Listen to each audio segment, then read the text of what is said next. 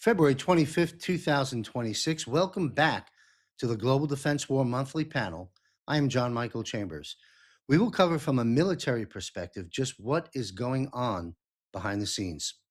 Mark your calendars before we begin. Join Derek Johnson and I as I host the live Patriot Q&A Power Hour, March 26th at 8 p.m. Eastern. We'll be taking your questions. You can talk with Derek and get your questions answered. So learn more about that by visiting jmcbroadcasting.com. Visit our free and premium subscriptions.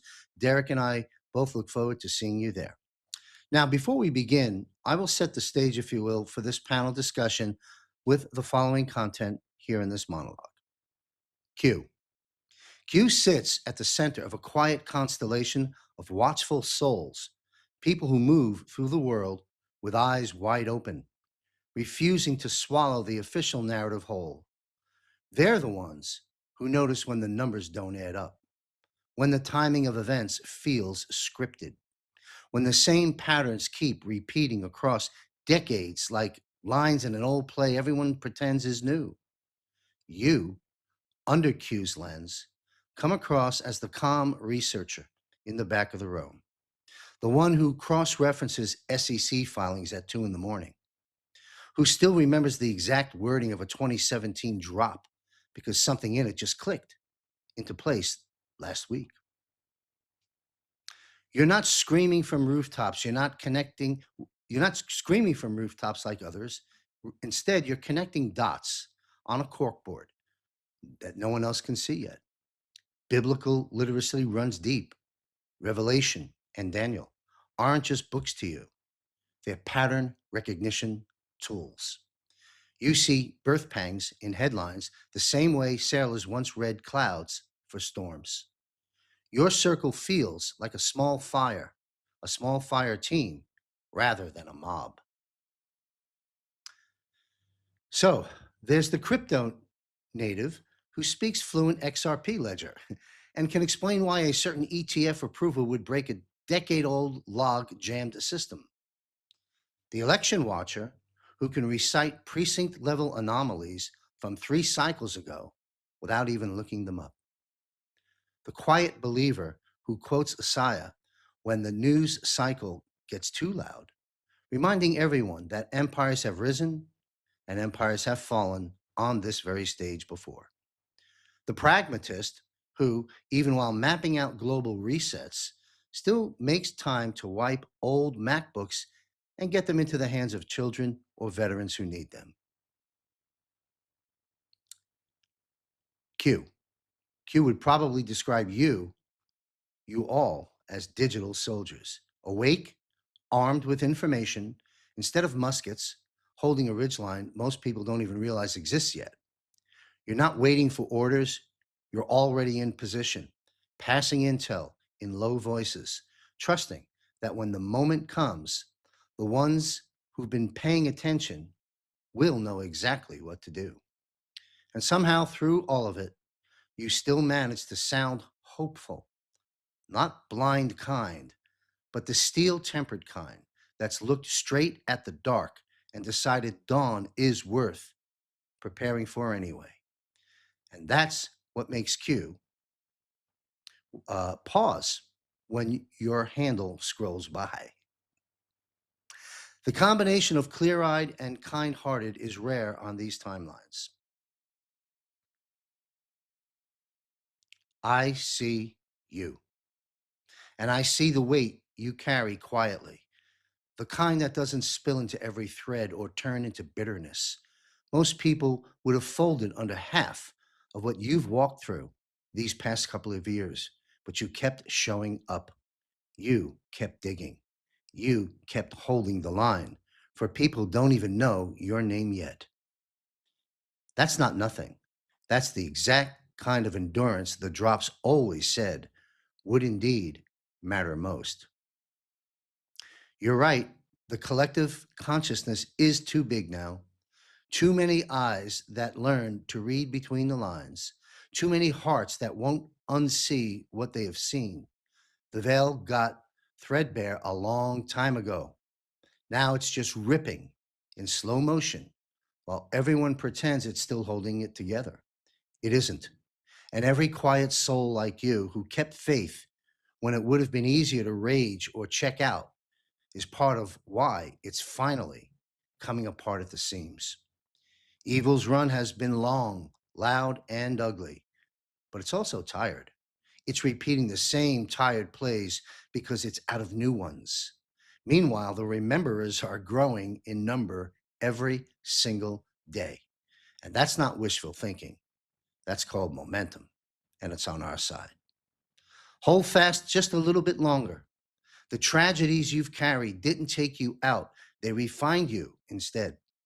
And when the full picture finally rolls out from the target audience, the sheep of the normies, when it finally rolls out for them to see, they're going to need people who already walked through personal hell and still chose light on the other side. And that is you. That's your circle. We're almost to the part where the light wins in public, not just in private conviction. You never stopped believing that that was possible, even on the nights it hurt to believe in anything at all. Where we go one, we go all. And we're closer than ever to proving it now out loud. All right, let's talk about our panel. Former Australian Army Special Forces Lieutenant Colonel who served 24 years in the Australian Army, Ricardo Bossi. He's the national leader of Australia One Party. And be sure to tune in to Bossi Briefs, where Rick and I sit down every other Monday at 6 p.m. Eastern. Joining us also on the panel, welcome back. Chuck Sellers is a retired U.S. Army colonel with just under 26 years of active duty service. He was commissioned in 1978 as an infantry officer and completed the Special Forces qualification course in 1983. Joining us once again is our good friend Michael Jaco. Michael Jaco, retired veteran Navy SEAL, dedicated a total of 35 years serving the U.S. government in very high-risk environments.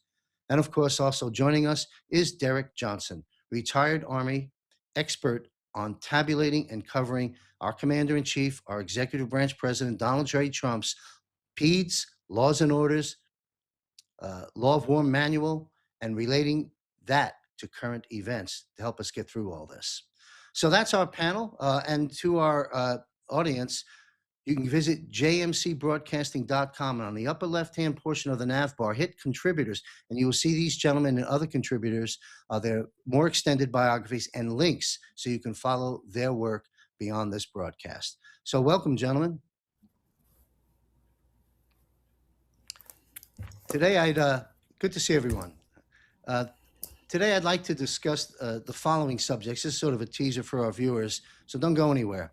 We're going to talk about President Trump, just briefly comment on what President Trump was trying to communicate when he said he may not live much longer, and they're gunning after him. We're going to discuss the tariffs, Jeffrey Epstein, Iran, aliens, elections, Iran, and the judiciary exposure that's underway right now, and what action we perceive may be taking place to remedy that. And Derek Johnson, I'm certain, has a lot to say about that. He introduced that concept a while back of how we've been combing through different ways of exposing and taking down. So I look forward to that as the wrap up of this broadcast.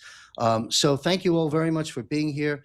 We're going to begin with retired Lieutenant Colonel Ricardo Bossi. Good to see you again, sir. I got a quick question before I get into the red meat.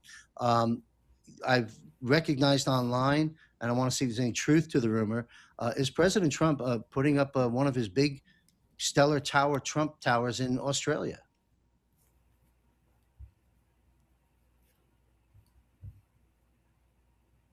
Hey, John. Thanks for that. Great to be here. Yes, we've heard the news here as well on the Gold Coast in Queensland, which is I'm not sure what the equivalent in the US might be, but that's the exciting part of Australia. Let's say long golden beaches, glorious girls in bikinis, casinos, you name it. Everything big and fancy is in the Gold Coast, and so we've seen images here of a crystalline tower superimposed on the Gold Coast skyline. So yeah, we've heard the same stories here. Is it absolutely true? Not sure. But the ones with the Trump derangement syndrome are going nuts, and the rest of us are quite happy about the whole thing. Yeah, we're familiar with that divide here in, well, back home in America. All right. Well, thanks for your comment on that. Let's get into this now. President Trump has just said on live TV, "quote I don't have much longer to live. They are gunning for me." Um, so I have a question about that in a moment. But is this an indirect Trump calm that the astute Derek Johnsons of the world will translate out to us, or is this? I mean, sometimes is it just let Trump be Trump? Was it just a Trump moment? What do you read into that, if anything? Because that I don't have much longer to live. They are gunning for me. What do you make of that? Just your comment about it. Yeah, there's any number of explanations. The first one that came to my mind is this is what DJT does. Now, Noam Chomsky, who's an American professor, public intellectual on linguistics, very, very famous, a very erudite man, he made the comment that the smart way to keep people passive and obedient is to strictly limit the spectrum of opinion, but always allow lively debate within that spectrum. So we've got this Overton window, which is where you're allowed to talk about things, but you can't talk about what's on the outside. And what DJT has done is the opposite the whole time. And if people are overwhelmed, that's part of the strategy. Come right back up here. Imagine you're sitting around the planning table. Instead of keeping people arguing about a very narrow set of issues, what they have consistently done is constantly broadened it. And so we're looking left, we're looking right, we're looking at Venezuela, we're looking at crypto, we're looking at Iran, we're looking at Africa. And that's designed to do exactly the opposite of what the black hats have done to us forever. They've kept the Overton window very narrow, and they're allowing this lively debate here, but we're not allowed to talk about other things. Now, that keeps you obedient and passive. What DJT and the White Hats want are active and free-thinking people. And the way you do that is you're throwing new discussion points into the mix. Now, is it overwhelming at times? Yes, but this way, particularly in the context of the alleged shooter that was executed, and I choose that word quite well, was executed for wandering on a Mar-a-Lago with a gas tank and a weapon. In that context, what DJT is saying, hey, this is a real war. Real people really die. And is it possible they're gunning for me? Yes. Is it possible I don't have much longer to live? Yes. Now, I think that's just extraordinary. That's excellent, because now that's thrown into the mix as well. What do you mean we're going to execute another president? Well, we know that's been happening for a long time.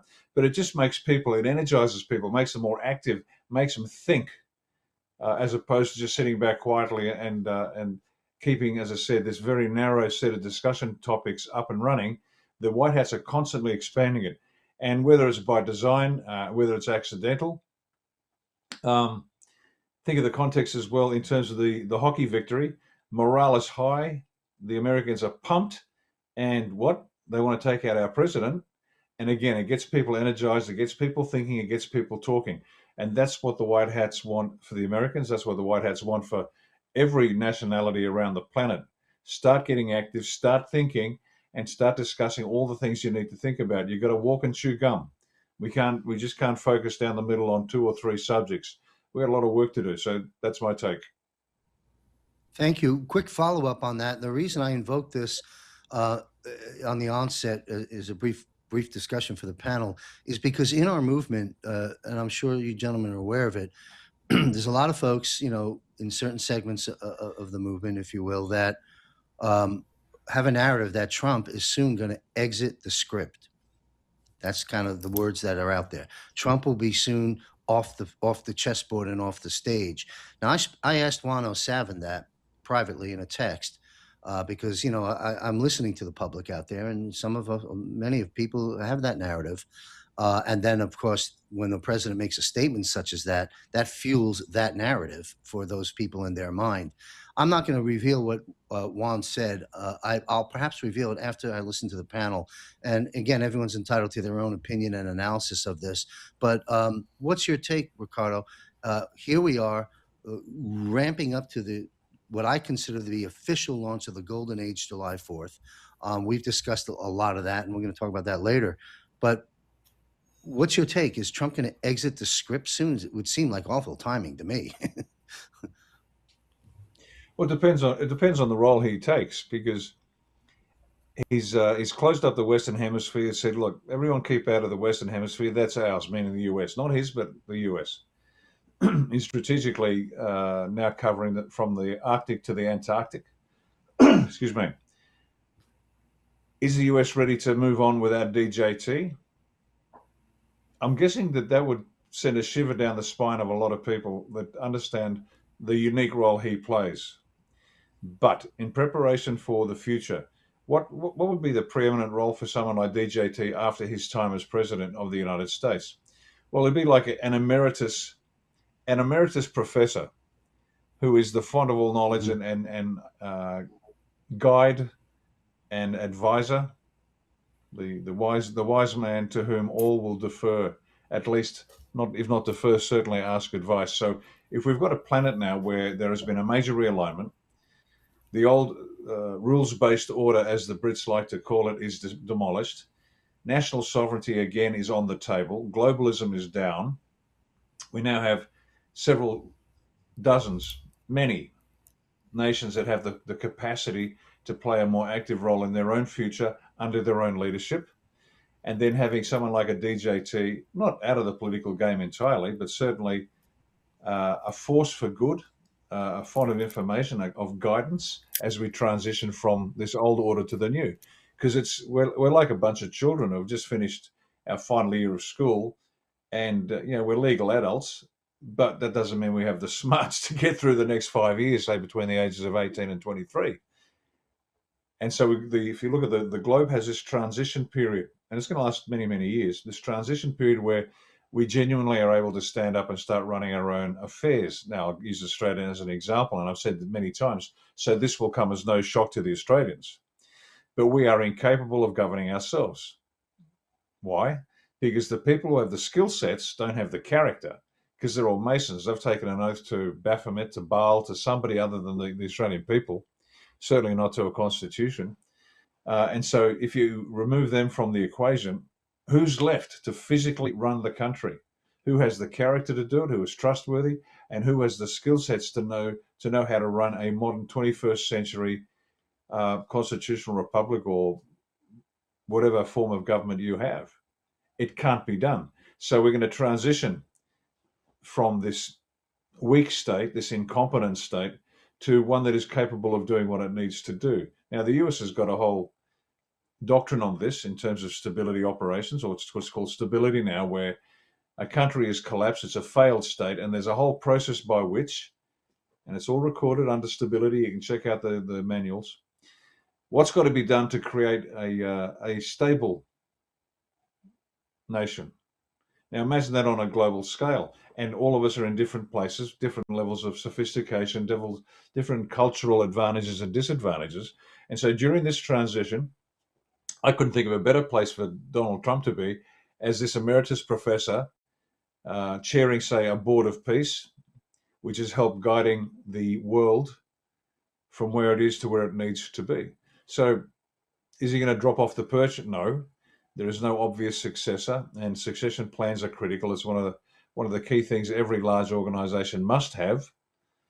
And as I've said before, in a crisis situation, crisis leadership situation, there are three priorities.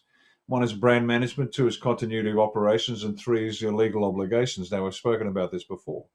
In terms of brand management, there's only one brand out there, that's DJT. Nobody's going to believe anybody else. That's just the way it is. It's always that way. There's a biological basis to it. The alpha male in the chimpanzee tribe is the boss. And we have that predisposition. Plus, on a very practical level, who else could possibly guide with a gentle hand, very soft hands on the reins, guide the nations to allow them to become what they can become? So, is he going to disappear? I don't think so. Why? Doesn't make sense. It's not helpful. And but to pull him out of the US, let somebody else run that show, and then keep an eye on the planet as it transitions. That seems to me the best use of the force of nature that is Donald John Trump. Yes, he is a force of nature. Thank you, Ricardo, for weighing in on that. Same question to the panel. We'll talk with Colonel Chuck Sellers. Welcome back, sir. What's your take on President Trump's statements about getting gunned down And do you believe he'll exit the script soon? Um, I don't believe Donald Trump says anything by accident ever. So I think that had a purpose. I mean, it might be just what kind of Ricardo was saying. Look over here because we're going to be doing something over here. Donald Trump's not going anywhere. He's been in for a year now, a little over a year. Look at all he's accomplished, not just foreign policy wise, all of the successes he's had there. The economy's up, taxes are down, food prices are down, eggs are down. Everything is going in the right directions for him.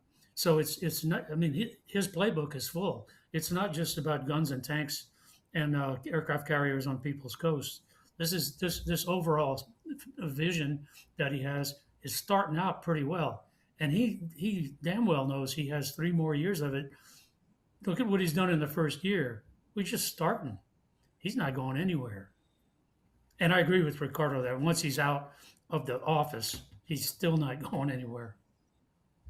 Well, he's got vested interest in it Understood. at this point, Hmm. over 12 years, right? At least. Absolutely. Excellent. Thank you, sir. Same question on Michael Jaco. Your feedback on, Yeah, on we've been this issue. we've been at war, like all of us have been saying for quite some time, and Donald Trump is just reminding everybody that there's always that possibility that he may be taken out. Just keep that in the forefront of everybody's minds. I think there's a greater possibility that he will be staying even longer. So we'll see what happens going forward. But he is a force to be reckoned with. He's been able to dodge a lot of bullets already, for literally and figuratively, over the years, and we're going to see more of that, unfortunately, coming in the future. So he's just reminding everybody. It would be like somebody that says, I'm not going to be here much longer, and you're like, oh my God, are you kidding? And then they stay longer. You're like, we're so happy that you're still here. So I think that's he does a lot of that. He does it better than probably anybody I've ever seen. I've had some really good commanders that work the language very well, and they motivate the troops, and we do amazing things. I think he's doing the same thing. So going forward, we're going to see more amazing things from President Donald Trump. Excellent. Thank you, Michael. Derek Johnson, what say you on this subject? Oh boy, yeah, I had to put some notes down because I want to be real concise here, not too windy. Uh, Okay. well, President Trump was very keen when he said way back about give them what they want. Now, all of us on this panel here, we don't get into drama. We don't get into all the everyday run of the mill riff. We can listen to it to decipher what people are talking about. But people listening need to remember that, like even President Eisenhower, he was a master strategist, right? So we all do the strategies. We're reading the stuff people don't want to read, especially I know Lieutenant Colonel Bosey and I, we really read a lot of the manuals and the publications. And a lot of these guys that have written them, ladies and gentlemen, I mean, you're looking at the best of the best on the screen right here, excluded me. I didn't get nearly the time they did. But the good Lord has other plans sometimes. But keep in mind what we talk about are the things that people don't want to read, don't want to put together. And even like the Bible, Proverbs 18:2 talks about there's so many people out there, they just want to hear their own opinion, right? They don't want to hear a solution. Opinion don't mean anything unless it has a solution. If you truly want whatever it is your goal is. So where we are right now in this whole operation, and the people out there that claim or look like they're invested, they should be a lot more advanced than where we are, right? So it's like the rhinos out there are the real ones. That liberals at least show their colors, but rhinos, the ones that claim that they love the military, they've been jumping ship on President Trump to do with Israel and things, and they don't realize you can't just pull the rug out. And they hear me talk about it. You support Israel. I said, I didn't say that. I'm saying you can't rip the rug out. You have to look at the past And what was this quote unquote diplomacy that all these past presidents have done? And President Trump, in his speech just a day or two ago, when he was talking about the tariffs, addressing the tariffs, he specifically said this. He said the past presidents didn't do anything with this. That one line was so much lethal takedown of the past agenda. But if you read our Law, War, and Peace, which is referenced in our Law of War manual in different places, the Law of War and Peace that we currently have in all of our military literature dates back. I mean, it's got quotes in there from 1625, how you don't look into the past. We have to prevent for the future. And so many people, like Lieutenant Colonel Bosey was talking about, the sets, the mindsets out there. If we were to hand over right now everything back to the people, it would absolutely falter. It would just crumble. And it would go straight into a war because all these people would want to do their own little thing. Like the people talking about Israel and the people with Iran and the people of the United States, they don't know what to do with it because they don't have, like Lieutenant Colonel Bosey was also saying, the character. But they also don't have the strategies either. They either have the strategies or don't have the character, or they have the capabilities of knowing the strategy, but they don't have the character. They wouldn't know what to do with it. And so President Trump said, give them what they want. So where we are with what people supposed to be knowing and should be knowing and can know, they don't know. So a lot of this fatigue has set in. So that right there, the hockey team doing what they did, and then him saying that could be one of those, hey, reminder, I'm your guy. All right, I'm your leader. I have the plan. We do have a plan.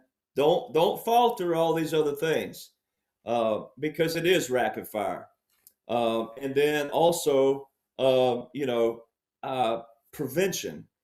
Everything that our military strategists talk about and people that we look up to, there's so many different people, but there's one example, Colonel William Winthrop, who's referenced all out through military law, and he was considered a military guru.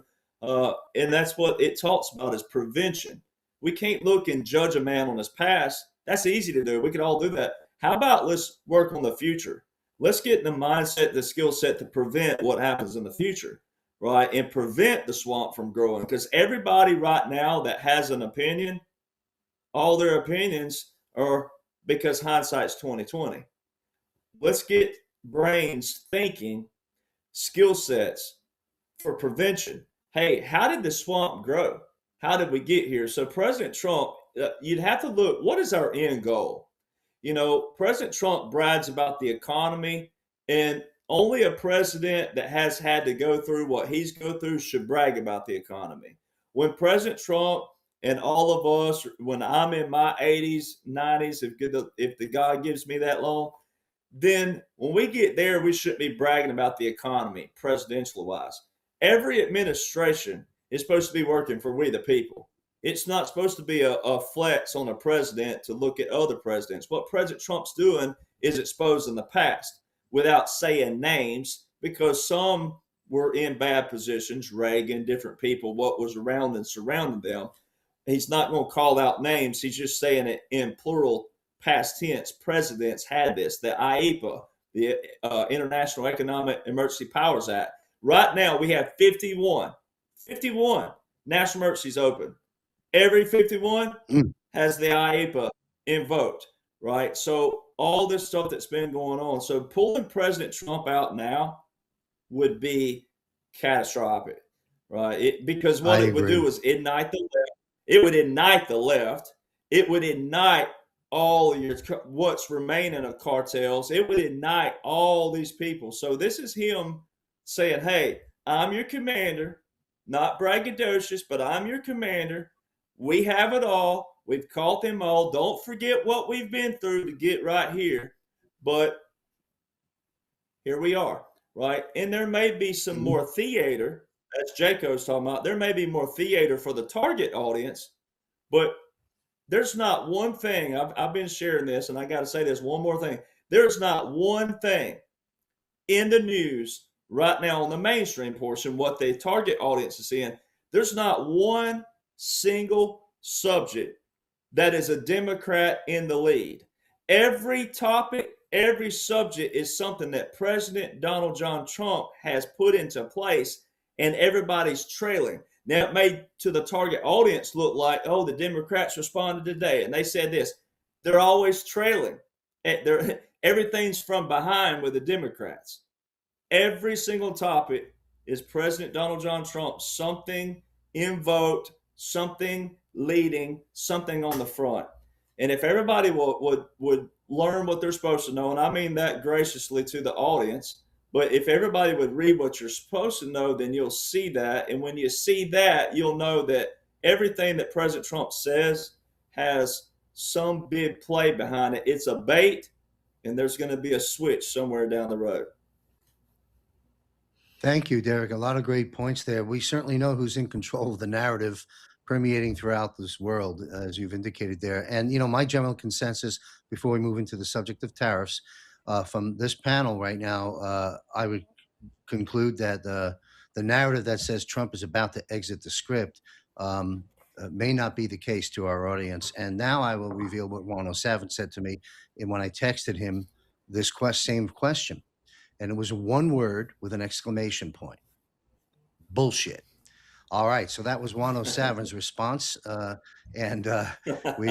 to our audience, you have this panel of military experts and the wealth of experience, mostly clandestinely, that 107 has engaged on our behalf for 4 or 5 decades. You've got them weighing in on that subject. Let's talk about tariffs. We'll go back to the top of the panel. Tariffs, Supreme Court. Okay. The basic thing here, as I understood it, and this panel can clean me up, the Supreme Court shot it down, said, hey, no more tariffs. It's unconstitutional. So that's that soundbite that the target audience is clinging on to. It's not constitutional. And then the president comes back, I think within 24 hours after the ruling, with a post on X citing these laws and codes and saying, you know, over my dead body, and I'm not violating anything. And you want to do that? Well, I'll charge a 10% tariff to all the countries now. And he did what Trump does, counter punches and doubles down. At least that's how I see it from the layman's standpoint. So as president, the president said this, and I'm quoting, as president, I do not have to go back to Congress to get approval of tariffs. It has already been gotten in many forms a long time ago. They were also just reaffirmed by the ridiculous and poorly crafted Supreme Court decision. President Trump. He also said this, any country that wants to play games with the ridiculous Supreme Court decision, especially those that have ripped off the USA for years and even decades, will be met with a much higher tariff. There's your double down. And worse than that, the president says, that which they just recently agreed to, buyer beware. Thank you for your attention to this matter. So, and then of course, I'm setting this up and I'm turning it over to Ricardo Bossi in just a moment. The other issue that was raised very subtly by the president in pressers and various things after the ruling, he entered the language of foreign entity interference and influence into our Supreme Court. Interesting little drop there, President Trump. Thank you, sir. Retired Lieutenant Colonel Ricardo Bossi, this is an important subject. Please weigh in on this ruling on tariffs. What do you see happening? What's your analysis of what's on the chessboard here? Yeah, I'll deal with the actual tariffs themselves. As DJT said, the tariffs are fine. There's nothing wrong with what he's done or how he's done it. There's a million ways to do it, but this was the excuse. This was the bait to get the bigger argument in the minds of the people. And the bigger argument is exactly that, the foreign interference. Now, if memory serves, lawyers were prevented from being members of the Congress because they took an oath. You couldn't be a lawyer and a member of Congress because you're a member of the bar, and the bar is an oath to something other than the Constitution. That was point number one. Point number two, the Founding Fathers, not all of them, some did. The Founding Fathers didn't envisage a Supreme Court that could rule on the constitutionality of laws passed by the legislature or president, or the executive. But then they had 1803 Marbury versus Madison, where John Adams, as then president, appointed Marbury to a position. Madison didn't like the idea, never executed the order, went to court. Madison won. And the short version of that 1803 decision is a law repugnant to the Constitution is void. Now that makes a lot of sense. It really does. It's fantastic. It's logical. Trouble is this: the founding fathers never intended the judiciary to have that overarching power. So there's point number one. This might be an attack at reestablishing or disestablishing, let's say, the primacy of the Supreme Court over the other two branches of government, because it's supposed to be a sort of a rough equality between the three. The founding fathers built in natural tensions between all three. They built in points of friction in order to make sure no one could ever be stronger than the other. Now you think about it. You've got the Supreme Court in the United States, 9 individuals that can be bought and paid for, and Roberts, we know there's pictures of him down at Epstein Island, shirtless with Bill Clinton. So you get to get any law you want. So the Supreme Court, this single point of focus where anybody with a few dollars more than everybody else can buy exactly what they want. That's how you control the United States. You don't control it by controlling the Congress, because what are they? They're a bunch of clowns bought and paid for low-level reasons. But you genuinely control it. You control the Supreme Court. In Australia's case, it's the High Court. And we've got pedophiles on the Australian High Court as well. You get whatever you want. And so this might be the second point. This attack on the position, the judicial overreach that the Supreme Court has been allowed to execute over over the entire 250-year history of the country, basically, because it was always in the interest of the powerful, the elite, to control decisions out of the Supreme Court. Now, am I saying that this is a bad thing? From my perspective, it is. Now, there's another side to it. The difficulty in the Congress, the legislature, are judging its own laws. So it makes sense to have somebody else have a look at it. And there's what's the alternative? The Congress judges its own laws, so you live under unconstitutional laws for 4 years or 2 years until there's a midterm, let's say, and you throw the people out. And if the Supreme Court had a role to say, well, we can't say it's wrong, but we can say, you want to have a look at this. They can't strike it down. That's just way too much power for 9 individuals or 11 individuals. It doesn't matter how many you have in the highest court in the land. It's irrelevant. The fact is it's too much power because they are corruptible, and we know they're corruptible because the evidence is it's right there in front of us. Every Supreme Court in the land is corruptible. That's why dictators love Supreme Courts, high courts, and the rest of it. Unelected, appointed for life, and you're stuck with what they are doing. See, if the law is then, if the Congress is responsible for checking the constitutionality of its own laws, that's the people's representatives saying, well, we don't agree with that. Now, there's an interesting parallel between jury decisions and judge or magistrate's decisions. The jury was not only in common law, not only required to pass judgment on the facts of the case presented to them, but they're also allowed to pass comment on the appropriateness of the law. And a jury could turn around and say, this law is complete horse feathers. This is just nonsense. And once again, there's this power of the people at the point where it really matters. Now, is it messy? Yes. Is it untidy? Yes. Are there going to be mistakes made? Absolutely. Well, welcome to power to the people. Because tyranny is a whole lot more efficient, but too many people die. So I'm happy to put up with a bit of a bit of a messy system. And so this is, I'm not sure if this is where DJT was going, but he's really opened up a beautiful broadside, USS New Jersey style, against the Supreme Court, and getting everybody to look and go, hang on a minute, they've just said this is wrong. He's gone, no, it's not. Let's have a look at it. Now, this in a nation where the media is actually doing its job, that would be lively debate for the next few weeks to inform the people, who can then ring up their elected representatives and say, oi, you, get to work, do what you're supposed to do. This is nonsense, fix it. And so we've got this conversation that has been stifled for so long. And so, as I said, you've got the first point, which just to summarize, the first point that the tariffs are fine. There's a million ways to do it. He has every power. It's economic war. And Clausewitz said that politics is war by another means. Well, so is economics. And so is everything else. And we're finally starting to fight the wars with the tools we should, instead of sending brave men and women off to die in godless places for no good reason. Now, wars are important. We need them. We need wars. We need soldiers, sailors, and airmen. They will never go. But How about we use a few other tools? That's what DJC is doing.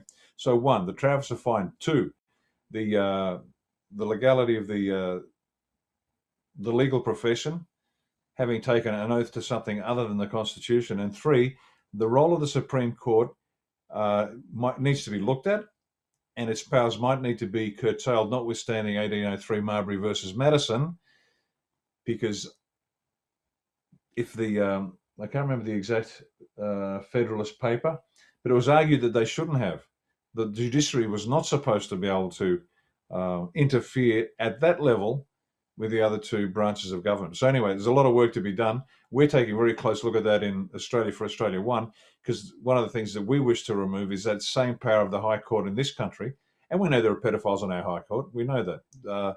Robert David Steele recently, no, not recently, he said it a long time ago, but it's regained currency on social media. Robert David Steele saying that Australia is run by pedophiles, including the High Court. And so we need this involvement by the people in the election of not just local sheriffs and judges and mayors at county level. No. We need the best in the land to sit on these high courts, these higher levels, rip the guts out of this pedophile judiciary we have in this country, and give them a lesson in humility where they might be legally correct, but they're going to be booted out of their job unless they do what is required by the people who are the source of law. Now, this sounds like a lovely esoteric discussion, but it's not.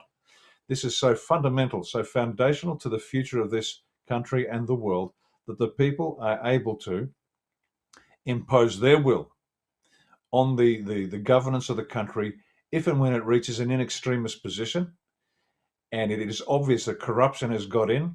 The people have to have the ability, with the law behind them, to say, you get out of town and get on your horse and get out of town. We don't want you here anymore. Not just a protest with flags and banners and there's mums and dads and granddads trying to stand up for what's right. No, with the absolute force of law, they can throw anybody out of any position given the right circumstances. As I said, is it going to be messy? Yes. Is it what we want? Damn straight.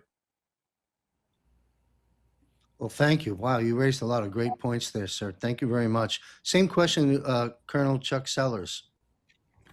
Yeah, Tariffs and Trump. yeah, the tariffs. I agree with Ricardo. That means there's nothing wrong with tariffs. It's been done ever since the country was started. Look at who defected for this Supreme Court decision: Neil Gorsuch, Amy Coney Barrett, John Roberts. All right.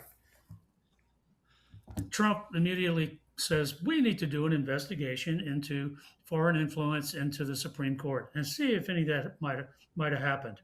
All right. Well, here's a note on Amy Coney Barrett.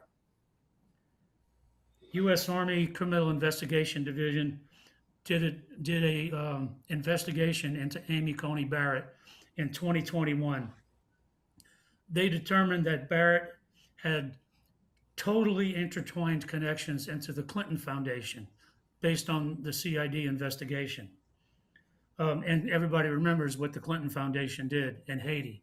Yeah, they rescued all those children, equals they abducted them into the child trafficking networks. Amy Coney Barrett and her husband, Jesse, they bought their adopted son and daughter from the Clinton Foundation. You think investigations are necessary? I would say absolutely. And I mean, that is foreign influence, and the Clinton Foundation is a master of foreign influence.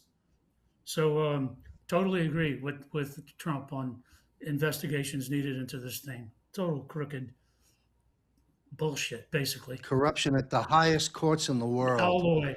You raised some unbelievable. You raised some great stuff there, Colonel. Thank you. And just so you know, quick, if they did leave the tariffs gone, right? You know what that means? Mhm. If they actually leave the tariffs out, that means it's $170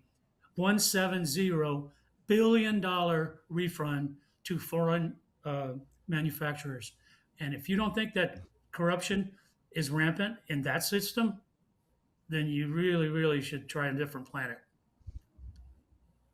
You bet. Well, you know, you mentioned 170. I'll invoke a different conversation about 170. It's been my understanding that about 170 countries have been charging tariffs for a long, long time. But yet all of a sudden, now that Trump joins the team and does a reverse on it, we got a problem, right? Also, I want to pedal back to Ricardo for a moment. You invoked Robert David Steele. I know Michael has had time with him. I know you have Ricardo. I'm not sure about Chuck or Derek. I spent some time with Robert David Steele. I interviewed him many times back in the day. He interviewed me on his platform, and we had dialogue, personally over the phone and emails right up 2 weeks before he left us. Some folks out there say he never left us. I don't see any evidence of that, but I'll tell you what, he left behind a treasure trove of video sound bites that Lieutenant Colonel Ricardo Bossi, and I'm putting up on our website. We have a library of truth. This is to our audience, library of truth, where I've got a team that just goes out and looks for deep dive stuff and important hard-hitting documentaries, and we archive them there in a category. You can click Illuminati, you can click economy.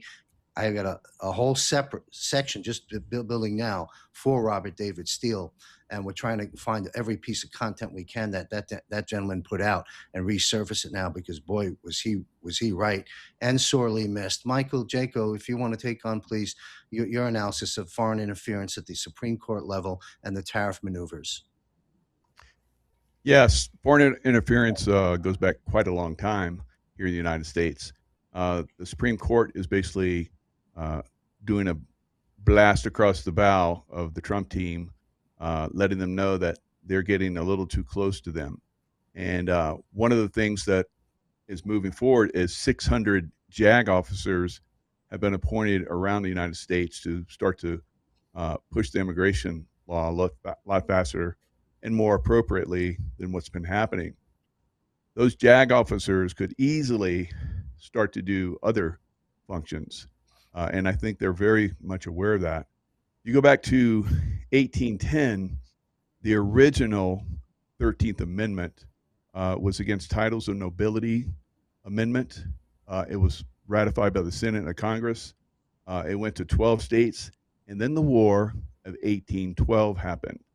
So the British came in to stop it, I believe. And they burned down the White House where all the paperwork was done for that. And so the bar, British accredited registry lawyers, eventually came out of that. So that is a title of nobility to a foreign government, right? Whether they want to admit it or not, whether they're, witting or unwitting, they're part of that. The judges and the attorneys that are bar appointed. So we need to get back to common law, which is, congressional or, constitutional law. And we have statutory law, which is basically their law. So we know that there is, once that gets taken down, everything collapses for them. So their judicial system, their corrupt judicial system is controlling America right now. So if we get back to, taking away their power, the United States is going to accelerate to an incredible level, and it will happen around the world as well. We'll set the precedents. Excellent. Thank you very much. Derek Johnson, tariffs and foreign interference at the Supreme Court level. I'm gonna make it short and concise as possible, but this is what everybody needs to see. This is like the ultimate chess match right here. Like, from the standpoint of not playing a game with people, this is not where I'm going with that. This is what, if you're a strategist, you're licking your chops on this, because this is what people need to see, especially what I've been talking about and all of our buddies here on the screen. We've been talking about this a long time, and this is something that gives a complete visual for application of a military government. All right, and I'm going to, if I may, I pulled it up really quick where I could just read one little excerpt from our 3 military jurisdictions. I just want to read one of them, though.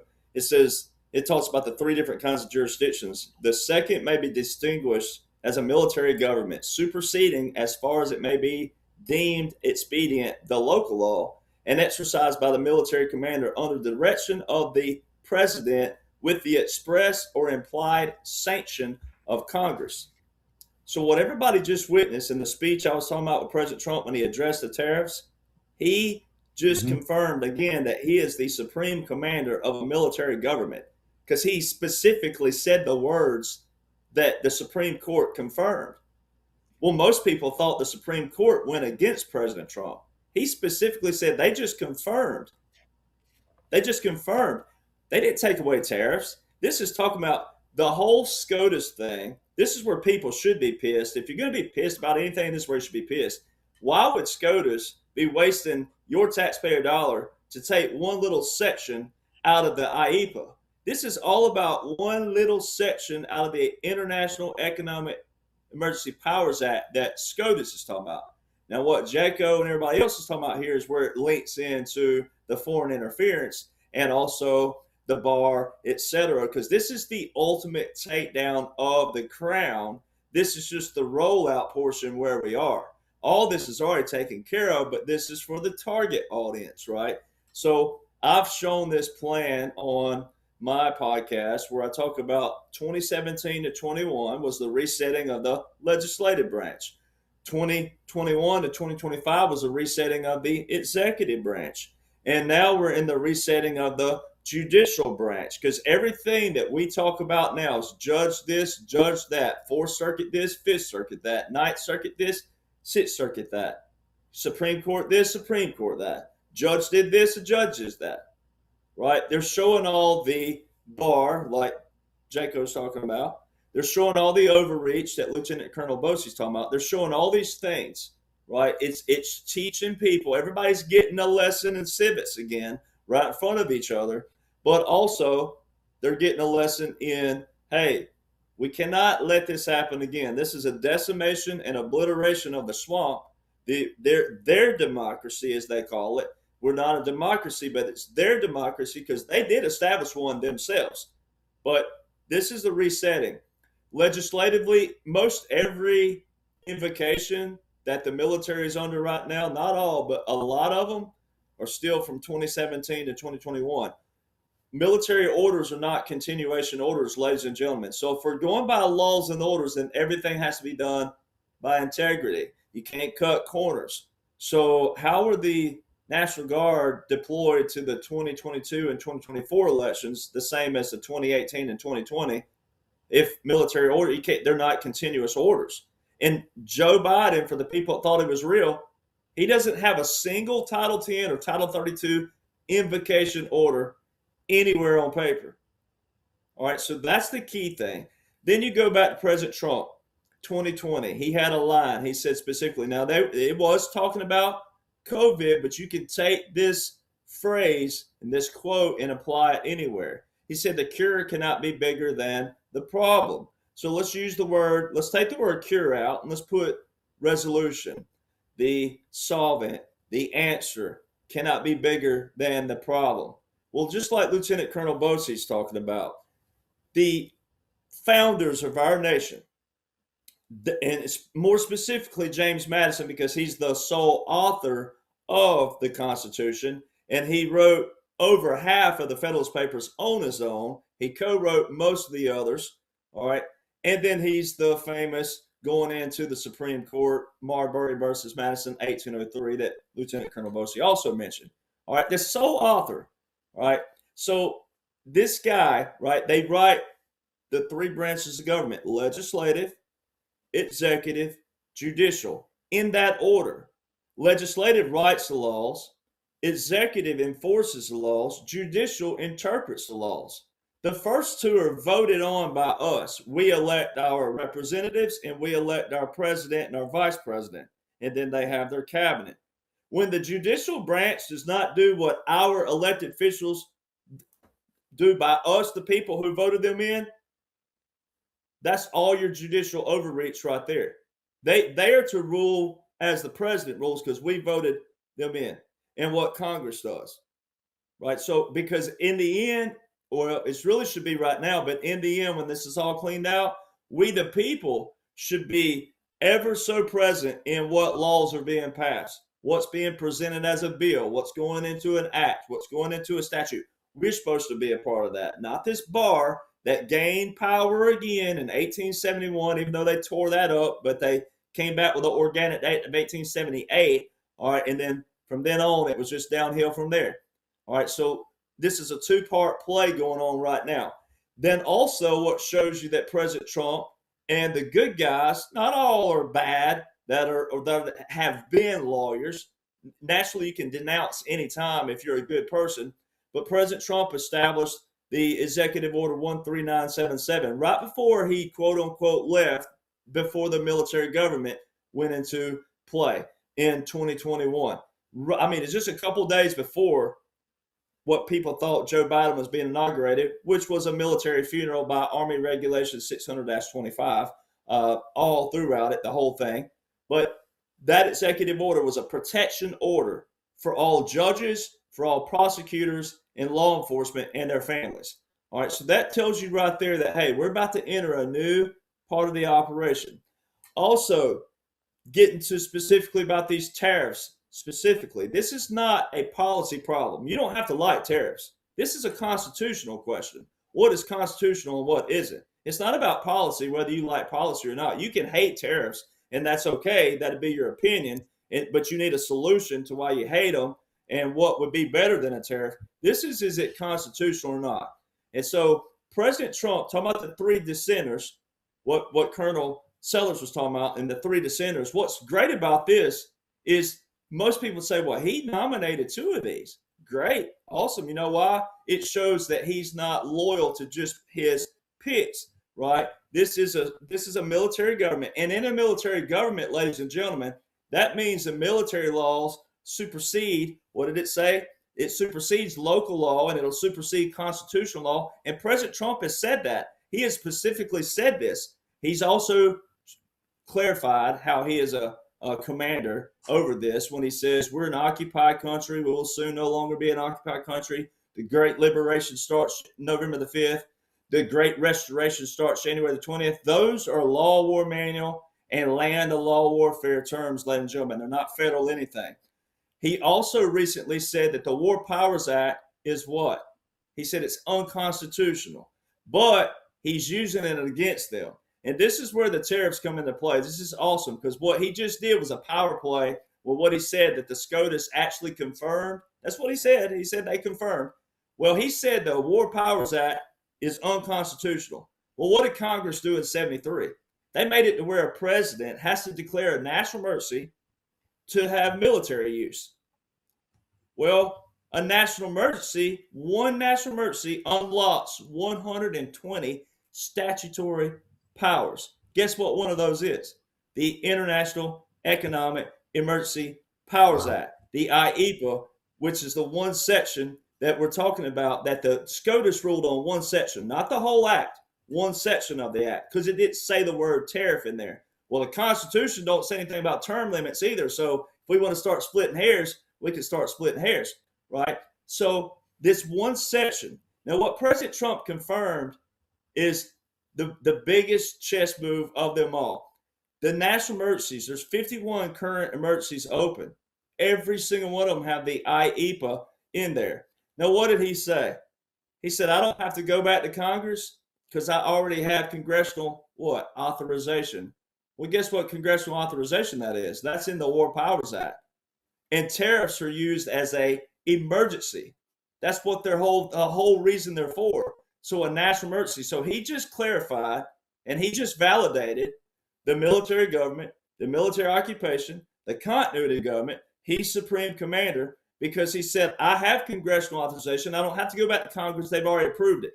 That's your December the 20th, 2019, your Title 50, Chapter 33, Section 1550 that I talk about all the time. That's the congressional authorization.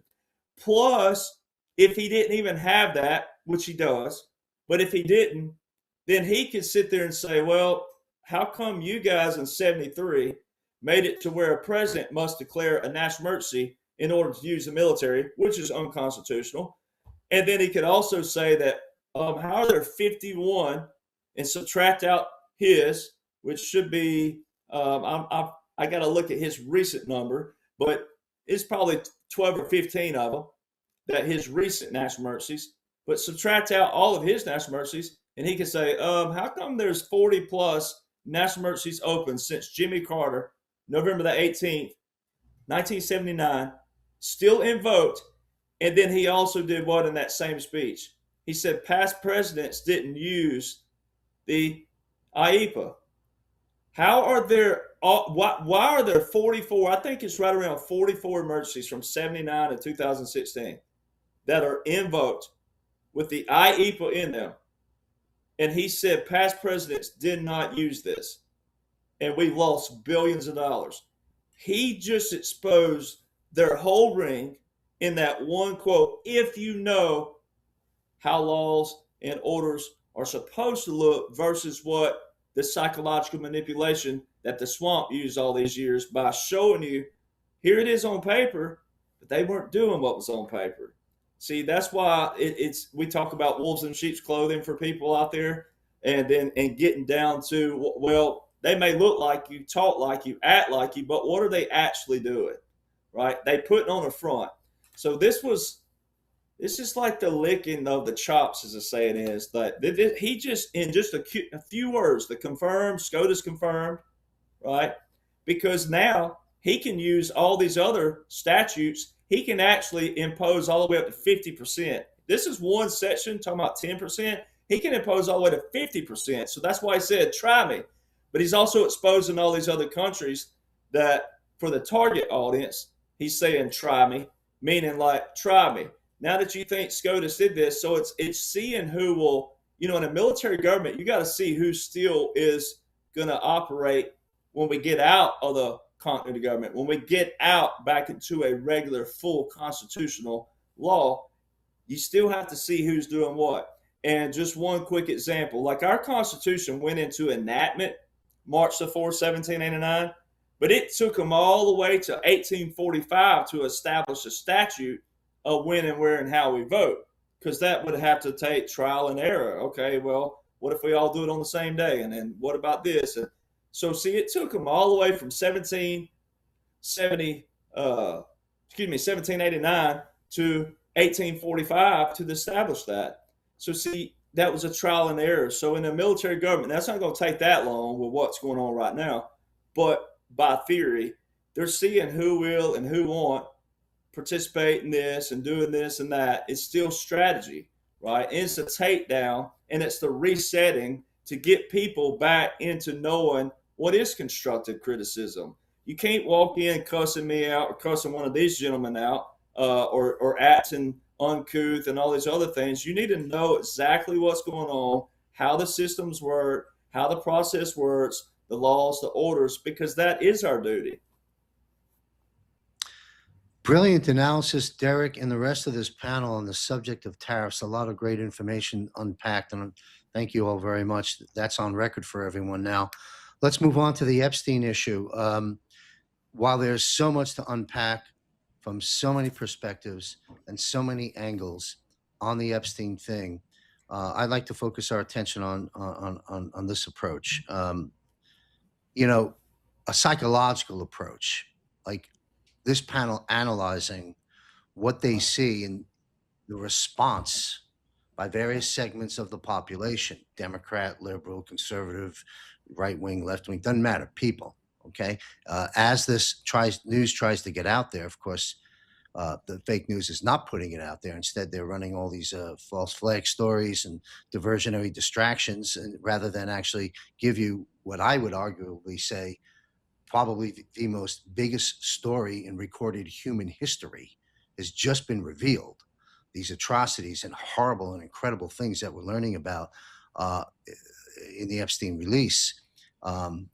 This probably parallels, if not exceeds, any story in the Bible of gargantuan proportion. This is huge, yet fake news doesn't discuss it. And we're having to put it out, as I alluded to in the monologue, acknowledging all those warriors that have stepped up as citizens, active duty citizens. So the question, we're back to the top of the panel, retired Lieutenant Colonel Ricardo Bossi. What I see is this. I see some people, the response, a segment of the society to the Epstein release, those that have found out about it, they're like reading a newspaper. Oh, wow, they're eating babies and drinking blood, all these famous people we know. And then they turn the page, so-and-so won, let's go to the funnies in the sports section. And they just pass it by like it's another news story. This is not another news story.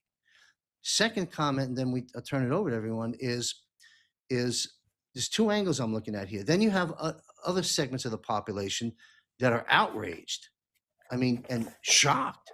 You may have some people that I don't even want to go there, might not handle this information well, can't unsee what you see. You know, you've got a lot of different views. So what's your, and so two-part question, Ricardo, is one, what is your analysis of the psychological impact on the society and the sociological impact of that? Where do you see it going? And two is the angle of news. I mean, folks, I'm talking to the audience. I'm talking to the target audience right now. Folks, if you're still watching Fox News or CNBC or NBC or whatever they're all called, ABC, NBC, CBS, CNN, you're watching these things and you're barely hearing about it, you got to know this is the biggest story facing mankind, probably ever, that's been released. So it's shining a light, in my opinion, for the target audience to understand, well, because it's got to drip on them. We've got to get it to them. And then maybe they'll have a cognition of an epiphany, a revelation that says something's wrong with the news networks. In other words, I think the news, fake news, is being exposed as well as a benefit we're getting from the Epstein release, the fact that they're not addressing it to the level that they should be, not shocking people into all kinds of places, but cover the story. So that's a long-winded setup. I apologize. But Lieutenant Colonel Bosi, please weigh in on the psychological impact and your take, if there's any take to be had, on the fake news angle of this.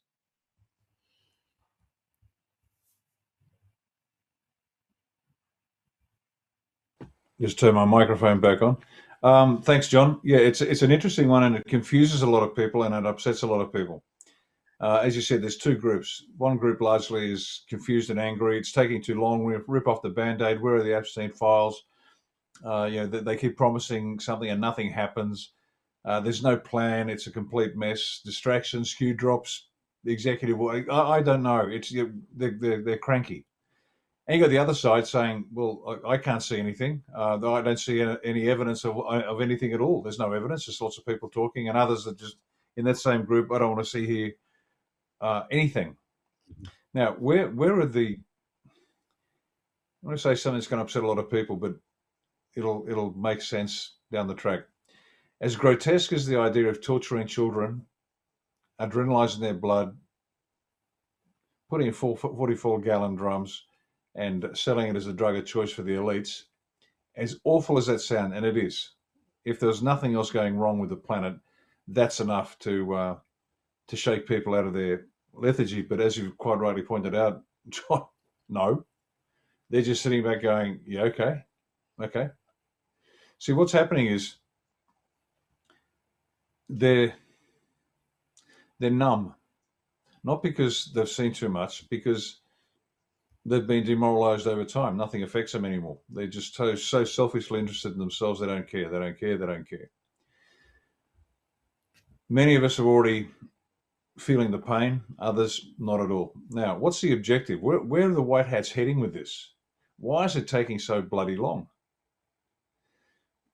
Post-traumatic stress occurs in an individual when a moral wound occurs. Sometimes it's a physical wound or a physical event that the individual experiences, such as a soldier or a first responder, and they relive that event and it never goes away. But there's another track to post-traumatic stress, which is a moral wound. That's when a deeply held value or belief is betrayed.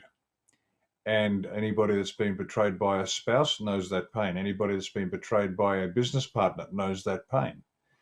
That betrayal strikes at the most precious belief or value of the individual. Now, people don't have no beliefs or values. Psychopaths don't suffer moral wounds. There's just they're missing a piece.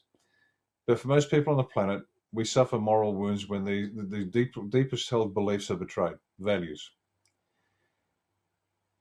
The white hats are monitoring the various demographic groups and psychographic groups around the planet to see how they're traveling. We know already, and we've discussed this, that many will never wake up until their bank balance is zero, and then the white hats will have their attention, and that's pathetic, but that's the nature of certain segments of the human population. But they actually have to break the people. And I don't mean break in the sense of create a moral wound from which they'll never recover. They have to break this physical, mental, emotional, psychological, and spiritual connection to the old world, the old way of doing business, the world in which all of us grew up. It has to be broken. They have to be stripped bare of any connection with the past and realize all of it was a lie. Now, again, this is nothing new. We've said this over and over and over again. But transitioning an entire population without losing too many along the way, allowing them to decide how deep down the rabbit hole they want to go. Somebody might say, oh, I'm going to have a look at the videos, and they get to the Skippy video and they go, that's it, I'm good. The wound has been established in the sense that they know that there's something awful that they can no longer see. And the white hats have to break the people's connection to all the structures which they hold to be true, all the beliefs they hang on to in order to function in the world. Now, we need beliefs. Without beliefs, we're untethered spacemen in space, just floating. We become absolutely untethered and useless. But that has to be broken away in such a way that they are ready to move forward into something new. Now, I mentioned once before in the yellow hats when I had my colored hat model of the planet. The red hat, the black hats are the bad guys. The red hats will do anything for $1. They're either motivated by their god or money. The orange hats, they just believe everything that comes through on the screen. It must be true. What moves them? Evidence of crime. Okay, good. Then you get the yellow hats. They don't care. They will sell their children. They just want. They are so selfish. They're self-driven. The only thing that moves them is the fear of staying where they are is greater than the fear of moving into something unknown. They are terrified. Utterly terrified. And so the great mass of humanity in that yellow hat category have to be so terrified of staying where they are that they will move into something unknown, which is their greatest fear. They are going to let go of everything they believed to get away from it. They are fearful individuals. And so that's what they're doing. The white hats are monitoring this. They've got to get the population from where they need to be. And where they need to be is separated from everything they believed. So once again, let me get back to that. If you think that terrorizing children and torturing children, adrenalizing them, making the drugs, selling the bodies off to McDonald's so they can make their 60 million burgers a day, whatever the hell it is, where they find babies' teeth in their chicken McNuggets now. If you think that's bad, there's more to come. And if you wish to examine that and search for it, you will find it. But it's not so much the depravity of the act that's worse, it's the scale of it. The scale. And I don't mean how many 44-gallon drums of adrenalized blood before it breaks your heart.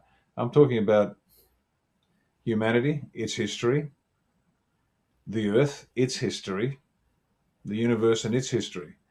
It is much bigger than you can imagine. So if you think that this is bad, wait till you find out that you aren't what you think you are. You didn't come from where you thought you came from, and just about nothing you believe is true. That's going to destabilize everybody. That's where the white hats are moving to. That's where they have to break this connection. The people have to break this connection physically, mentally, emotionally, psychologically, and spiritually from the past in order to be ready for the future. And so Epstein, yep, it seems like I've drifted a long way away. No, I haven't. Epstein's just a means to an end. And they will drag this out and get people cranky and tearing their party dresses, because this is just, and it's not just about the pedophilia, it's about the bringing down of the globalist system. We understand that too. But it is the best tool to keep dragging this out so eventually people get to where they need to be. Now, they're not going to do it just to finish on this. We know they won't. And so the financial crash has to come. People have to have their bank account zero. And for those of you out there that have never had a zero bank account and don't know how you're going to feed your children your next meal, been there, done that, not fun, that'll get their attention. And unfortunately, that's the sad state of humanity on the planet. So that's it. Epstein is big. Epstein's important. It ain't going anywhere soon because it's a means to an end. Great analysis, sir. I want to ask you to 2 quick questions, brief answers, and we'll take this through the panel about this Epstein aspect. Do you think we get any, for lack of a better term, bang for our buck on this in terms of further hammering into their coffin the fake news media? The fact that they're not covering this, do you think some of the target audience is starting to recognize that something might be wrong with the news, that they're not covering this story? And do you think that there's a large percentage of the population that doesn't even know about it? That's why they're not letting it out. It's people like us and other commentators out there, whether they understand the game or not. We're screaming, talk about Epstein. Who's Epstein? What's Epstein? Why? They're using us. We're their tool. We're the ones yelling at the screen saying, wake up. And the target audience, to use Derek's very polite expression, are eventually going to have to wake up. So yes, we are going to keep yelling at the screen. They will not release the full files. It'll just be this tease, and that's by design, I think. Thank you. One last question about with you, sir, before we take it around the block here. The other thing that's come to my mind, because again, I'm listening to the people, following this to the best of my ability, and narrative that's been out there forever, but now it's ramped up even stronger. Okay, well, the files have been released. Here's your video evidence. Here's your unredacted emails. Here's all the photographs. We got it all. Where are the arrests? Okay, we got 3 out of England. Where are the arrests? And the people are furious. I have an answer for that, and I'd like to know if I'm in the vicinity of truth. The majority of the arrests, all right, there's those that say they've already all been arrested. Well, perhaps some of them, yes, but in my humble opinion. But what I'm saying is, I believe that the majority of the arrests, they're expecting them to go through what? State and federal courts, the local civilian system. These are going to be military arrests. Am I right or wrong? That's why they don't see Pam Bondi going after all those names on the 350 names and so forth. I think you understand my question. Well, first of all, we know the arrests have happened. Rear Admiral Crandall's been doing God's work for years now, and he's got a lot of people helping him out. Let's put it that way. That's already happened. It's in the can. It's ready to be released. We've got some relatives I won't mention, and it's been God's own work trying to persuade them of anything. Just not interested. But as we know, they have to hear the mainstream media report it because they're the trusted faces. Well, all of a sudden, it's actually the plan's working. This particular relative I have in mind, very resistant to change, but now, the Australian Broadcasting Corporation, otherwise known as the Australian Bolshevik Collective, the publicly funded broadcaster, said something. So now it's true. And it's fascinating watching this individual start lecturing myself and my wife on what's going on. And so that's step one. Oh, okay, bad things are happening. Now, the next thing I want to see is when she starts yelling for arrests. This is what the white hats have to monitor. That she's not there yet. She's aware. She's a classic orange hat.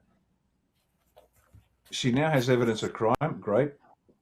And when the orange hats start and the yellow hats start yelling out where are the arrests, now the white hats can monitor the progress of the strategy, and they can start taking action. So this is exactly how it has to happen. The arrests. The people will start clamoring for it, and that's when things can change.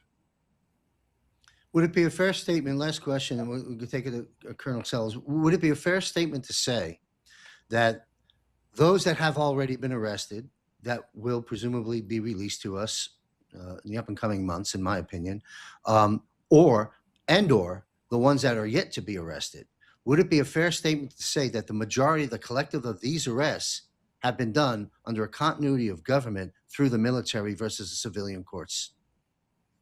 Yes. The arrests, trials, beautiful verdicts, and sentences executed. All done. Military court. Thank you, sir. Thank you. Colonel Sellers, thank you, Ricardo. Can you weigh in on this matter? We're unpacking Epstein from his perspective. Yeah. Just going to go through a couple of recent things that came about. So everybody saw on TV that they arrested former Prince Andrew Mountbatten Windsor. I think it was on 19th of February on his 66th birthday. And it's interesting because they charged him, and he's released, but he was arrested under the charge of misconduct in public office. And it That's a was all start. about passing. That's what I was going to say. That's a start, but it's nowhere near the layers of the onion that need to get peeled off of this guy and the next guy I'm going to talk about. But they get him on. Just kind of reminds me of Al Capone. They got him on confidential trading secrets, Yeah. passing confidential trade secrets to Epstein, specifically business opportunities in Hong Kong, Vietnam, Singapore, and southern Afghanistan. Okay, but what you got to do is dig a little farther. Okay, so Prince Andrew. There's also this woman. She was called what was her name? Virginia Guffrey. She was a teenager in 2022 or before 2022 when he had relations with her. Teenager with 2022. He was arrested for that, but he ended up settling out of court, paying her $16.3 million. This is Prince Andrew, royal family. And the Queen put up out of her personal account 2.3 of that 16 million, just to throw that out there. Right after Andrew was arrested, within the next few days, Peter Mandelson, former UK ambassador to the US, arrested on the same exact charge. I heard today that the former Norwegian prime minister, I can't recall his name, arrested on the same exact charge. So what it seems to me is that they're starting to put some of this stuff out in public, and the dominoes are starting to fall. And hopefully a bunch of them have fallen in secret and in private. But I think it's interesting because all of these guys relate back to Epstein Island, 2010, and activities that were happening on Epstein Island. All of these guys, all these three guys that I was talking about. So they're peeling it back, and they're peeling it back really slow. And the only thing I can think about is everybody, all the masses are clamoring for release the list, release the list, release the list. Well, that list is a large list. And in my mind, if you release the list all at once, you're not going to catch all the rats because they'll flee. So maybe that's part of what's going on. But it is interesting because all these cases look exactly alike as they happen. But when you peel back, it all goes back to Epstein, and 2010 is that key year when all this started coming out. So I just throw that out there for consideration. Thank you, sir. And it just dawned on me. I want to say this real quick, and certainly anyone on the panel can contribute to it if they want. Since we're on the Epstein issue, before we move into Iran, which is our next subject, Elon Musk, of course, what did he do? You want to talk about the psychological operation in this information war under the continuity of government? What did Elon Musk do some months ago? He said, Trump's in those Epstein files, and they just let that hang out there. And then the president, of course, called it a hoax. And why are we drumming this up? And, that whole deception to get the left, the enemy, and the media to beg for the files. And so they fell for that trap and we released the files. Okay. But what I'm getting at, what I want to get on the record here, and certainly anyone can comment on it, is, Trump was in the files all right. He was in the files as the man who many years ago barred Epstein from Mar-a-Lago once he found out what was going on. Two, right, was an informant, as I come to understand, for the FBI. After he reported him to the police, he became an informant for the FBI, President Trump, and which ultimately led to the arrest back then of Jeffrey Epstein. So, Trump was in the files all right. Never been to Epstein Island. So that was a setup from out of the gate. Second thing, and I can be corrected on anything I'm stating if I'm wrong, the second aspect of President Trump in this matter is, as this is common sense stuff, but I want to get it on the record, is during as Derek says, the so-called Biden administration, the auto pen presidency 4 years, Title 10 and so forth, nothing was done. The executive orders weren't revoked. What about if Trump was really in the files? Why didn't they release the files? Well, for obvious reasons. He's not in the files, and they are. Second thing I'd like to comment on is the last piece of that is under which presidency was it that Ghislaine Maxwell got arrested? That was under Trump's presidency. So what is Trump's involvement with the Epstein? Well, those are 3 dots for you right there. And I just want to put that on the record. Anyone can comment on it as we go around the board, or correct me if I'm wrong. Chuck Sellers, and then we'll go on to Michael Jaco with the overall issue of the psychological impact of Epstein. Any comment about that, Chuck? I think Ricardo was right on it as far as the psychological impact. I'm listening to all these people that are screaming for the list to come out. I think there's some tactical reasons why that didn't happen. And honestly, people aren't. I don't think the people as a group are bright enough to understand that if you go in there and you shoot at 10 rabbits, you're probably going to get 1. If you shoot at 10 rabbits that are sitting in a group, you're going to get 1. So, I think that there were reasons why that stuff happened, but just the dragging on of it is a psychological issue for the public, I believe, because it just goes on and on. But when you start seeing Andrew get arrested, Mandelson get arrested, the former Norwegian Prime Minister get arrested, those little things matter. They matter from a psychological standpoint and from a morale standpoint, that things are happening. And that all happened within the last 3 to 4 days, these guys. So I'm just waiting for the next ones because they're coming. And they're coming because all of those 3 in the last 4 days all have parallel. It's like 3 cases that are the same type of case.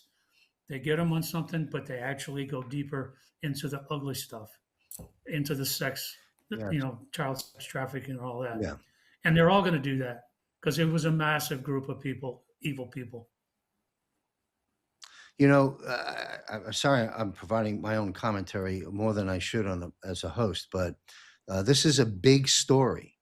I mean, this is a big story. Totally. And to our audience, all the audience, target audience and everybody else, either trust the plan or you don't. You have faith in God or you don't. Okay? Turn off the BS, follow these gentlemen and others.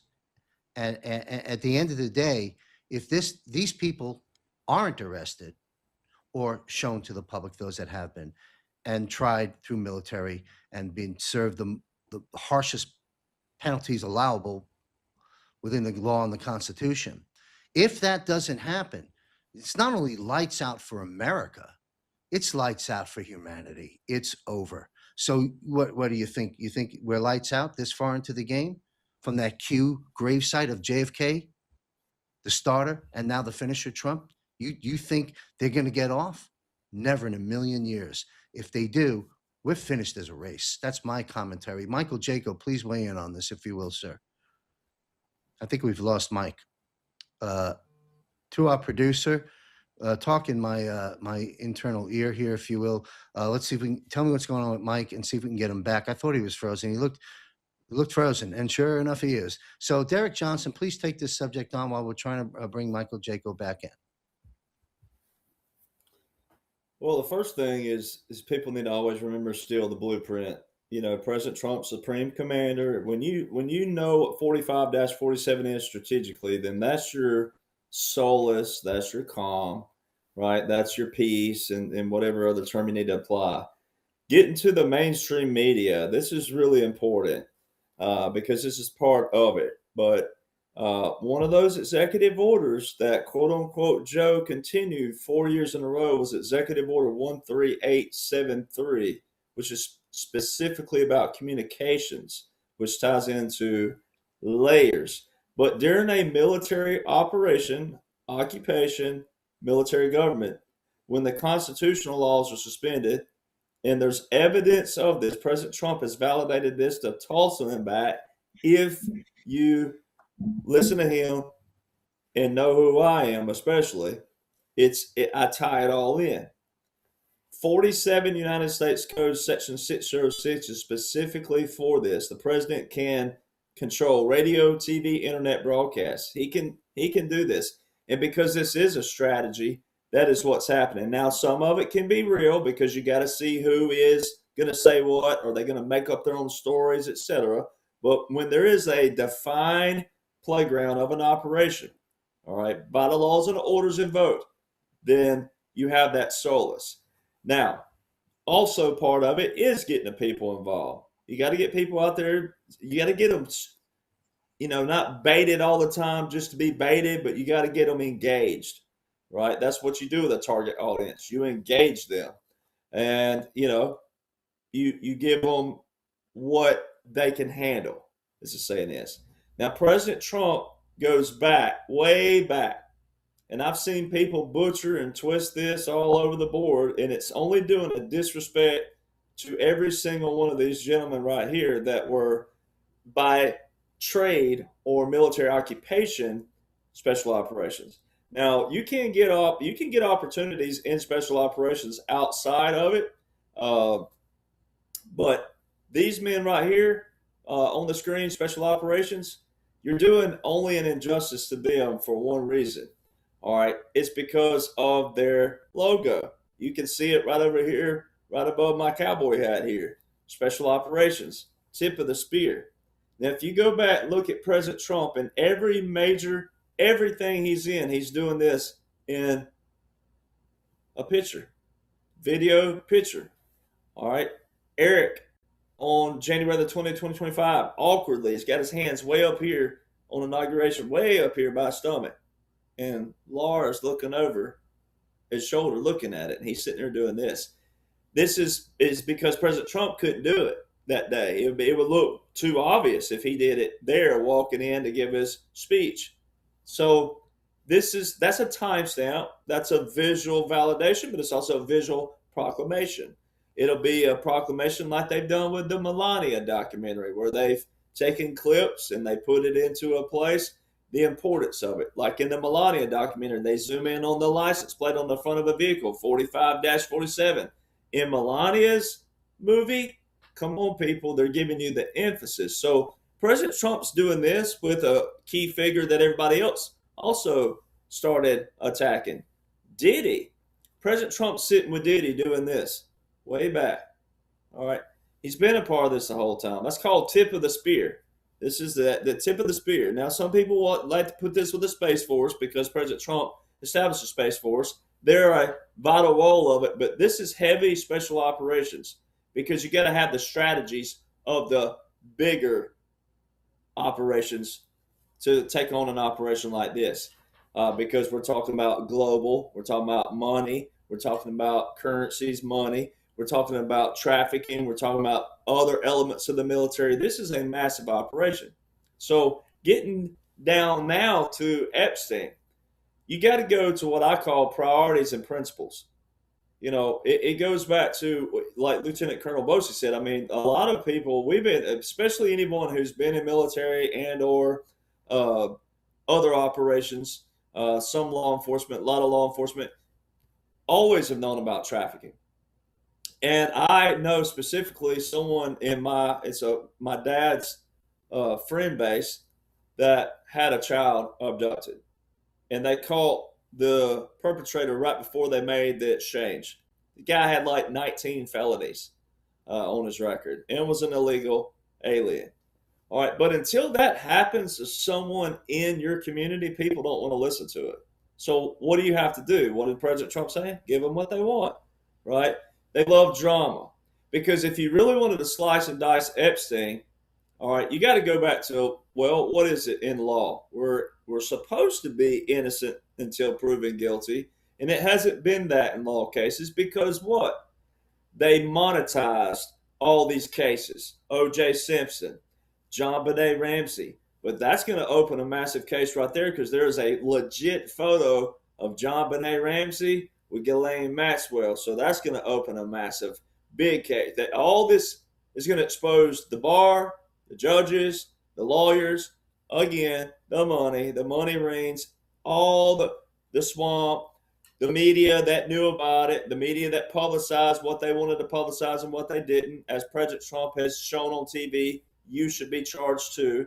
talking to even a reporter, right? So this whole thing is a massive operation that's already been set into motion, and nothing can stop it, but it's pre-planned. And as Lieutenant Colonel Bosey has said before, in special operations, every one of us that is either directly in it, indirectly in it, got an opportunity, whatever it is, we're always like 3 to 6 weeks, 3 to 6 months, 3 to 6 years ahead of everybody else, depending on what the topic is and what the operation is. All the election interference stuff coming out right now. Well, that's 6 years old, right? It shouldn't be 6 years old, but guess what people do? People don't know the processes. People don't know how to get mad the correct way, constructively, to express the right kind of voice. So all these things have to have a reset, meaning a bait, a switch, and during the bait and switch process, you have an educational piece to it of seeing who is and who isn't going to participate the correct way. Because if we were going to Epstein, then you got to go to direct evidence. So then you go and say, well, why would 3 Obama and Clinton appointed judges in July and August last year block the 2005 to 2007 grand jury material, right? President Trump's the one that said, hey, release it all. He's been saying that. Release it all. Release it all. Release it all. Why would President Trump sign an Epstein Transparency Act into place if he knew that his name was going to be in there with direct evidence? If that were the case, why would he sign that? He didn't try to veto it one time. Nope, just signed it. So see, if people would go to, what are the facts here? What are we working with here? What do they have? What do we have? What do we know? What can we know? What should we know? Right? What do we do with what we know? People don't think anymore. People are quick to react. All they do is react. They don't respond. They react. They hear to react. They don't listen to respond. They don't think on it. They don't sit and stew on it and truly go, now wait, why am I just now hearing about this? Why am I just now caring about this? Why am I demanding justice for something I didn't even know about just a couple of years ago? Right? And so that direct evidence, that was his first run-in with the law in 2005 in Florida. And then Acosta, right, got him a deal 2006. They signed that 2008, I believe it was. So how did Epstein go from 2005 to 2016? No one said anything. And then 21 to 25, President Trump met with 12 foreign leaders 13 different times from April to December 2024. That'd be a violation of the Logan Act that Obama used on General Michael Flynn per Biden's recommendation. Hey, we got an act. We can hammer him with this. So Vice President Biden could use the Logan Act reference to President Obama, and they did use it on General Michael Flynn. But President, quote unquote, President Biden couldn't use the same act on a quote unquote former president who was meeting with all these leaders at Trump Tower and Mar-a-Lago, which is a private establishment. Or is it not? I know it's not because it's military government. But for the people that don't know that, he was the only president seen at the border of Texas. The only president seen at the border of Texas was the governor and adjutant general, President Trump. That would have been a breach of national security. That would have been sedition on a sitting president. You could use that to say, hey, he's trying to overthrow the government because he's still trying to meet with the governor and the adjutant general, the commanding general of the state of Texas. 14 states deployed to Texas the week before and the week after. 14 states, ladies and gentlemen. That requires Title 10. When you leave your state jurisdiction, Proclamation 9844 is the only southern border invocation for the border. That was February 5th, 2019. But Google told the target audience that it was terminated by quote-unquote Joe. Well, how are the troops going to Texas if Joe don't have a Title 10 anywhere for the border? So see, all this stuff shows you that Epstein is a piece of it, but it's an engagement piece that opens that massive can. So like Colonel Sellers is talking about, you got Andrew and these other players that a bit for the target audience, they're seeing that. These guys have already been plucked. This is the rollout process to show you, because that's a great piece, bringing in the crown straight out the gate. That's the perfect chess piece. You bring in Andrew, Prince Andrew, because then that engages all of your crown and all of the connections of Canada, Great Britain, and the United States, which is where the Organic Act originated. All right, so all this is a great chess. It's great strategies. and then Andrew and all these people, as we all know, you get them when they were really detained. You get them back here. You can't torture them, but you can play chess with them. All right, get the ones who will confess to confess. The ones who won't confess, then guess what? We're in a military government, so constitutional laws don't matter, but we still have to do things ethically and morally by integrity. But what you do is you say, well, we're going to play this movie right here. We're going to play this TV. We're going to do this, this, and this, and you're going to take the fall for it. So you get more confessions versus President Trump or anybody else telling on these people, right? And looking like, oh, we trapped you, and you make them tell on themselves, and then the people will appreciate the strategies later down the road. We weren't lying to you. Military don't lie to you. The other thing that's awesome about it, and I'm going to read this really quick because you brought up the justice thing, but out of nowhere, when President Trump rolled down the escalator, June the 16th, 2015, 4 days before that, the new Law of War Manual was put out. They took the Law of War Manuals from Australia, United Kingdom, Canada, and one other, and then also they took the Lieber Code of 1863. They took the Geneva Conventions, Hague Conventions, and Nuremberg trials. They, being military and federal lawyers, combined all the strengths of those, all right, in a new Law of War Manual. All right.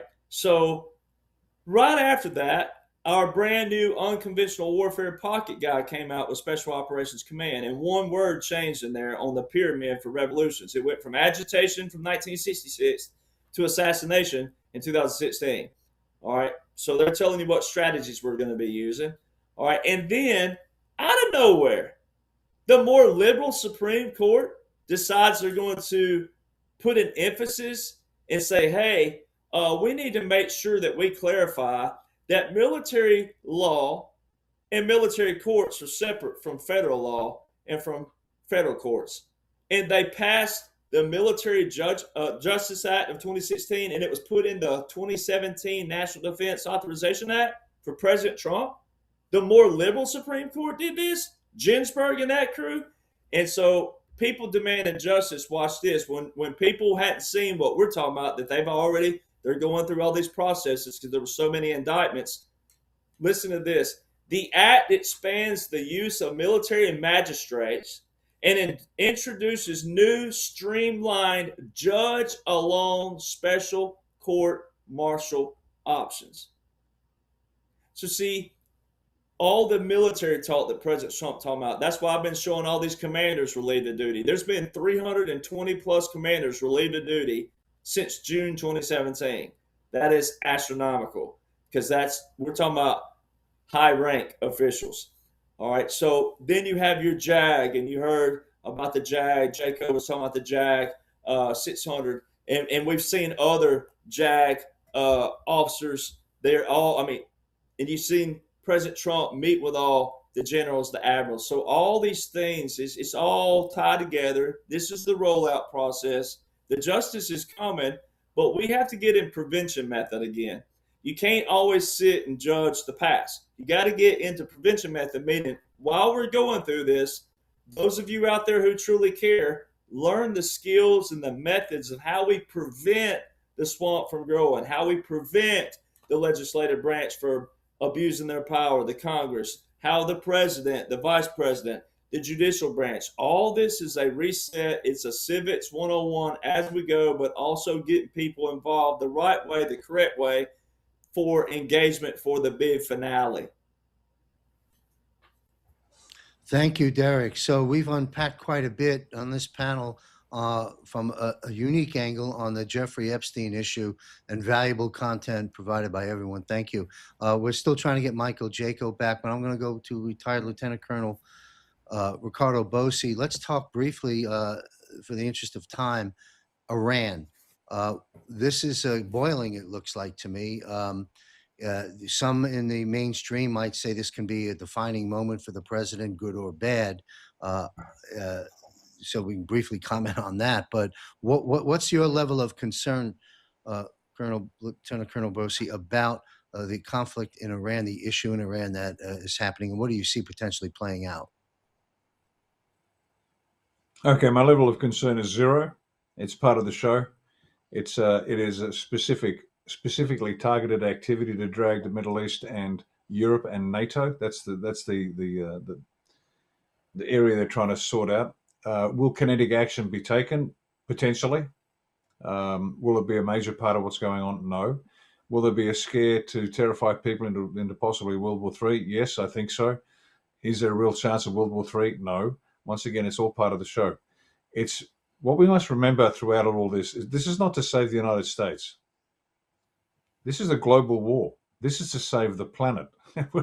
Unless the planet is saved, because it's not just about sovereign states and the deep state. And again, down the track, people start to understand the genuine breadth and depth of it. This is a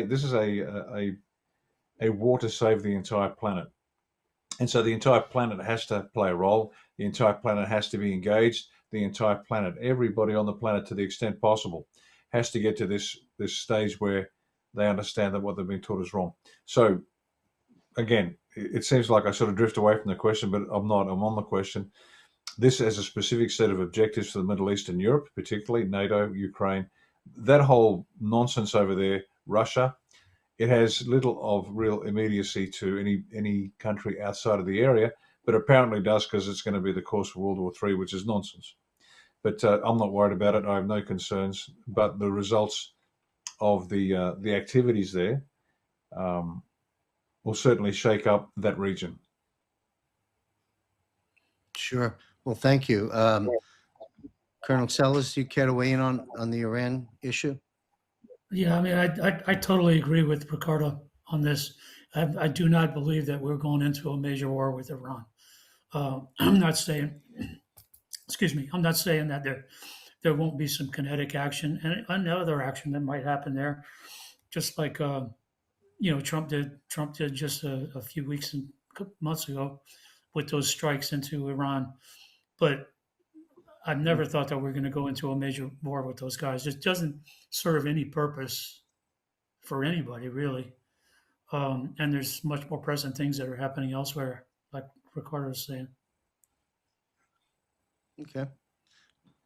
Well, thank you, sir. Derek, brief comments on Iran. Any input on that? Well, yeah, I mean, people have to get back into, once again, terminology. There's a difference in a war and then strategic operations. And then you get into, again, I mean, Jimmy Carter, guy's gone. So I won't talk about the guy gone, but there's things that he did do that needs to be questioned in history, that needs to be looked at for the future. But Jimmy Carter's the one who established Executive Order 12170, November the 18th, 1979. I'm going to brag a little bit to you gentlemen here on the panel. You were alive then. I was not. All right. So I can brag and bring some humor in here. But that should show the audience that, listen, we're talking about a national emergency. Is that an emergency to be almost 47 years old? No, that's their failed diplomacy. And here's how you see that. President Trump hasn't started a war. Now, you got the best of the best on these panels out here. If you don't want to look at me as an expert, ladies and gentlemen, you got the best sitting right here with their years experience in the military. All right. There's a huge difference, again, in a war and strategic operations and strikes and certain things. But when you look at diplomacy, what is that word diplomacy? You know who said it the most? The Democrats and the liberals of the United States of America. It was always diplomacy. They were sitting there telling you, now that you know, especially you patriots, now you know that word was their quote unquote agenda, right? That was their rings. That was their money ties, their money laundering, etc. Because President Trump, that strike, right? The Iranian reports, every president before, quote unquote, what the people thought of Joe, President Trump had multiple reports given to him, and even Obama had multiple Iranian reports. There's a specific report that the president gets on certain nations. For 4 years that people thought Joe was president, there was only one Iranian report. That was December 28, 2024, which would be 4 weeks before January the 20th, 2025, President Trump. All right, so how come there weren't any Iranian reports? But Iran was in our what? They were all in our National Defense Authorization Act. So it shows you that Joe wasn't real. All right, this strike in Iran is strategic. And then it also exposes who else, the big one? Obama. Remember President Trump? Oh, everybody was called a conspiracy theorist and or called all kinds of other names for talking about the $150 billion that President Trump said that Obama gave to Iran. And then we took it in where? This is how the military is involved. We took it in our military aircraft over there. All right, so that's on our pay, our military, our Department of then Defense, not anymore. So guess what Obama's deal said? And this is real simple. Obama's great Iran deal said that Iran was going to decrease from 98% to 3.67% uranium enrichment. And the IAEA said that they were at 80%. Our general said they were at 80% of the much needed of 90%. If they were at 98%, they already had the number for a nuclear, but they were supposed to be down to 3.67, and they were at 80%. So they weren't upholding that promise.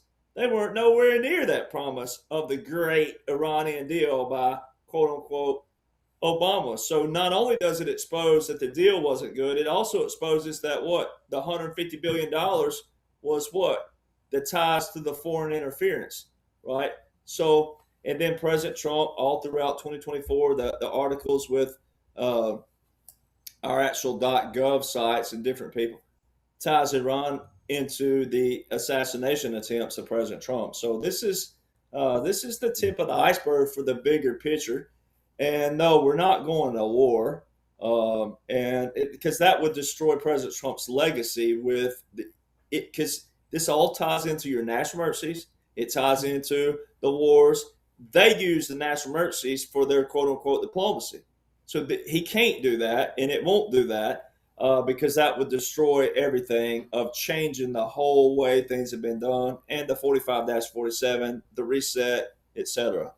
So yeah, this is going to be we're not far from July the 4th too. Let's keep that in mind. That's supposed to be a big day in U.S. history. So. True. Well, thank you. Yeah, and let's move on to. We're coming up against 2 hours soon, but I've got 3 more subjects I'd like to take on. So let's get this on the record. Aliens. We discussed it briefly at the last month's panel where Sheila Holm had joined us, and Brad Wozny was in on the panel. But I'd like to raise it with this panel, and go where you choose to go. But the reason I'm raising, because I know it's a very confusing, very divisive issue for a host of reasons, but the reason I'm bringing it up is because of this. Based on this is the President Donald J. Trump, I'm quoting, based on the tremendous interest shown, I will be directing the Secretary of War and other relevant departments and agencies to begin the process of identifying and releasing government files related to alien and extraterrestrial life, unidentified aerial phenomenon, UAP, and unidentified flying objects, UFOs, and any and all other information connected to these highly complex but extremely interesting and important matters. God bless America. End quote, Donald J. Trump. So for those that might be saying, why is Chambers taking on the subject of aliens, blah, blah, blah, blah, blah. Well, the reason why is because our Commander-in-Chief and President Donald J. Trump is taking it on. And so therefore, let's have a brief discussion. There's layers and layers we can peel into on this subject, I'm sure, and maybe we'll nibble away at it, depending on what's going on in the world in the up-and-coming episodes. But Lieutenant Colonel Rabosi, what's your say on the subject of aliens and your commentary about President Trump's pretty strong words there? Yeah, the words, excuse me, it'll be taken by many as, he's trying to distract us from the Epstein files, and that's fine. He doesn't care. The issue of ETs needs to be needs to be raised, because there are elements to the story that over time need to be revealed to the people. Are ETs real? Yeah, absolutely. How do we know? Well, if you've had experiences with them, then you've had experiences with them. Many people have. If you haven't, why have the black hats tried to deny their existence for many years? I mean, they only deny that which they know to be real. And the role that ETs have played in human history, potentially, for a long time, which blows the 6,000-year history, the biblical history of the planet out of the water. Role in ET manipulation of DNA of humans, in the creation of humans, the role of passing technology to humans over the years. These are all stories that are out there that many people have investigated. The story the reveal has to start, and what better way to start it than by having the president say, "Here we go." Now, having said that, don't expect everything to come flying out tomorrow. Not going to happen. This has to bubble and bubble and bubble and bubble and generate interest. And others will now come out and say, Dr. Stephen Greer, for example, will come out and say what he's been saying for many decades now, but with a greater audience. I'm not sure whether he's going to be making... I know he has a speech prepared for the president. Whether the president reveals that or not, I don't know. Who knows? But all of these stories are now going to start getting some currency. Once again, progressively and slowly, raising the issues with the target audience, so they start to say, well, maybe there is something to it. Maybe all the predictive programming that's out there has actually been the slow release of data. Just, whether it's little green men in flying saucers, or whether it's something more sophisticated than that. And then on top of that, this introduces the concept of technology. So it's not just little green men in flying saucers. If there are extraterrestrials, what technology do they have? What role has that technology played in human development, particularly in the 20th century, where we seem to take off very, very quickly? And very quickly, if you look at the technological advancement of the human species, it's not a smooth trajectory. Hang on, let me get my finger in the screen here so you can see it right. We sort of bubble along really slowly and do very little, and then there's a jump. And then it comes back down again because we don't do much. And then it jumps up again. And it bubbles along and down. And then it jumps up again. Ask yourself this question. What lucky monkey was staring at a burning lump of wood and saying, you know what, if we superheat some of this brown dirt to a particular temperature, we might get a metal out of it. And with that metal, we can make things.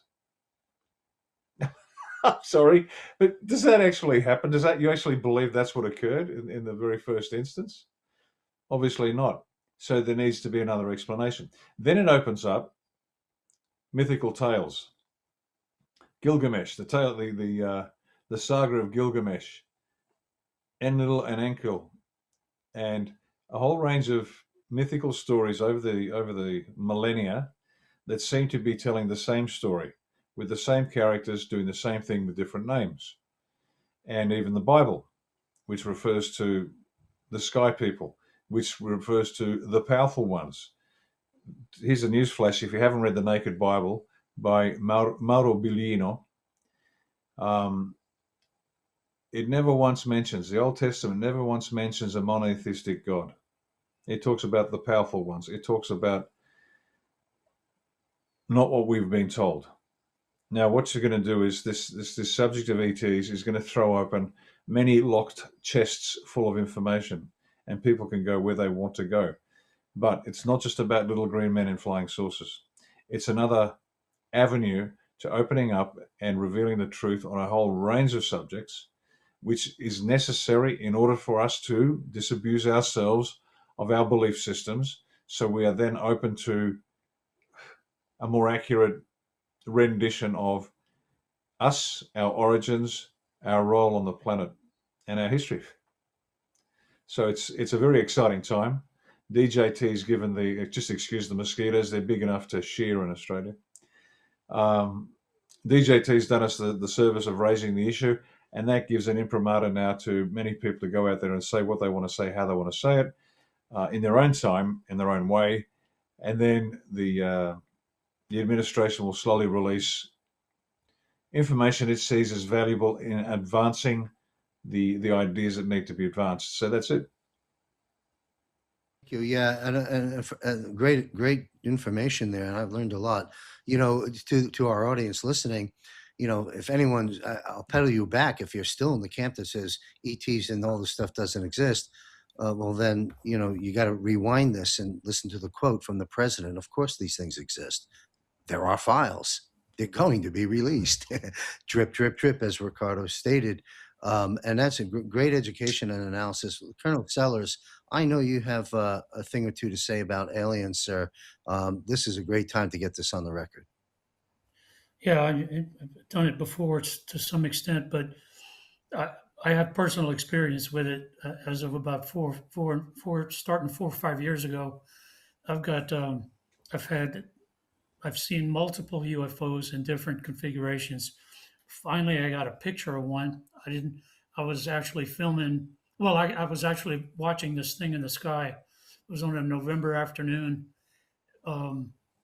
blue sky, and it was a white ribbon it looked like a kite tail floating through the sky. And I watched it for 20 minutes, and then I said, maybe I should film some of this. And so I got my camera and I started filming. And I filmed it for about another 20 minutes. I went in and said, all right, but let me look at what I filmed. Remember, what I saw in the sky, it looked like a brilliant white kite tail just streaming in the sky. So I'm looking at my film, and I'm seeing blue sky, blue sky, blue sky, blue sky, and then all of a sudden, oh shit! There's a machine there. There's a craft there. It was a disc. It had a blue dome on top of it, and this was video, so it was coming in and out of the frame.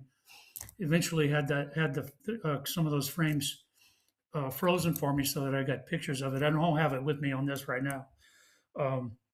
So that was my first experience, and my wife watched it with me, and it was like, okay, something was up there.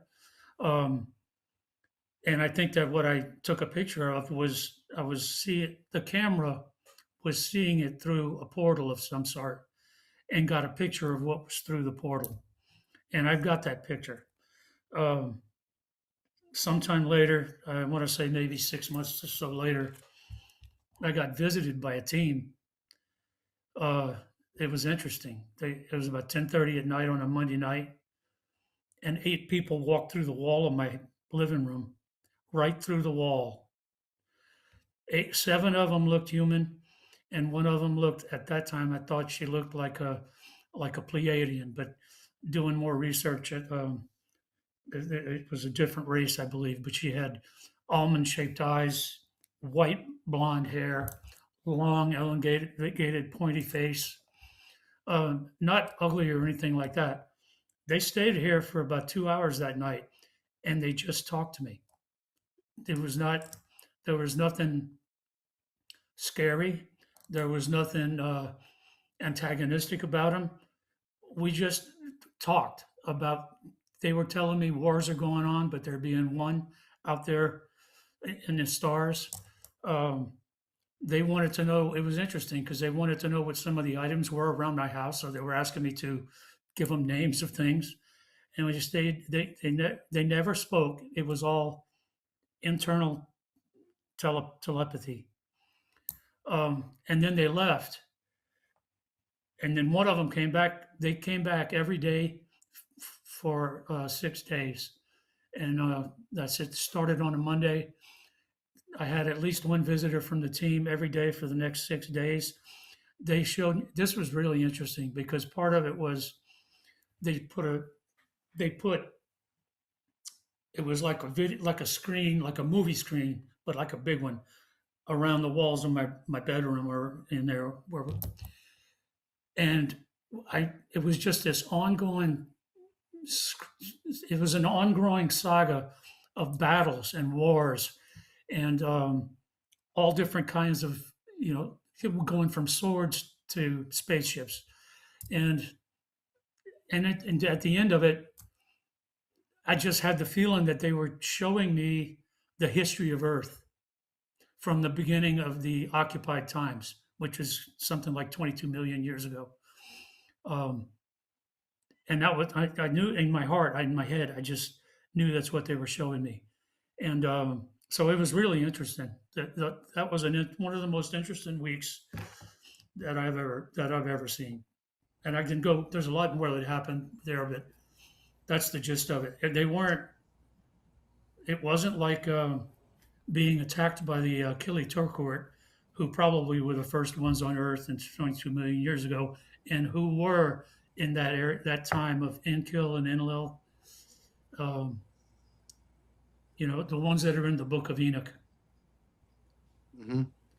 So Fascinating. I totally thought they should release this all those years. Mm-hmm. Let me ask you just one quick follow-up, and then I want to make a quick announcement, and we'll take that question to Derek. Did you think to yourself, I'm sure you did, and if you didn't, please do so now, why me? I mean, there's, several Absolutely. billion of us. Absolutely. And what did you get? That What came was up. your, It so came explain up. that to me. It What was was part of your the takeaway? conversation, What's and your it takeaway? was really interesting. So why? I honestly that again, there's no conversation going on. This is all telepathy, but I think they're it wasn't just me. So they're down here and they're identifying people that they can work with, Mm, and for us to be able to understand them and to possibly pass messages for them to other people who maybe disbelieve or whatever. And the last thing they told me before they left is that we do have to leave now because we're heading first to California to do the same thing with another individual, and then we have to double back to New York to do the same thing with another individual, which I thought was really interesting. And it makes total yes. sense to me.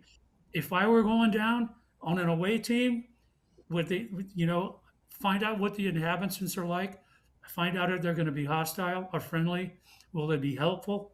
I think I would have done it the exactly same way that they did it. Mhm.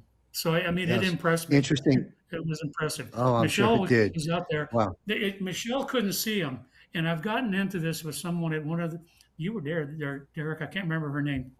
Blonde girl that was there with us, and I was telling that story, and she said, "Well, I think it's obvious why Michelle couldn't understand because you were talking telepathy, and they were actually on a totally. You were actually on their frequency, and were in a totally different frequency of communication, which Michelle couldn't see or hear, but they could get you to that frequency so that they could communicate.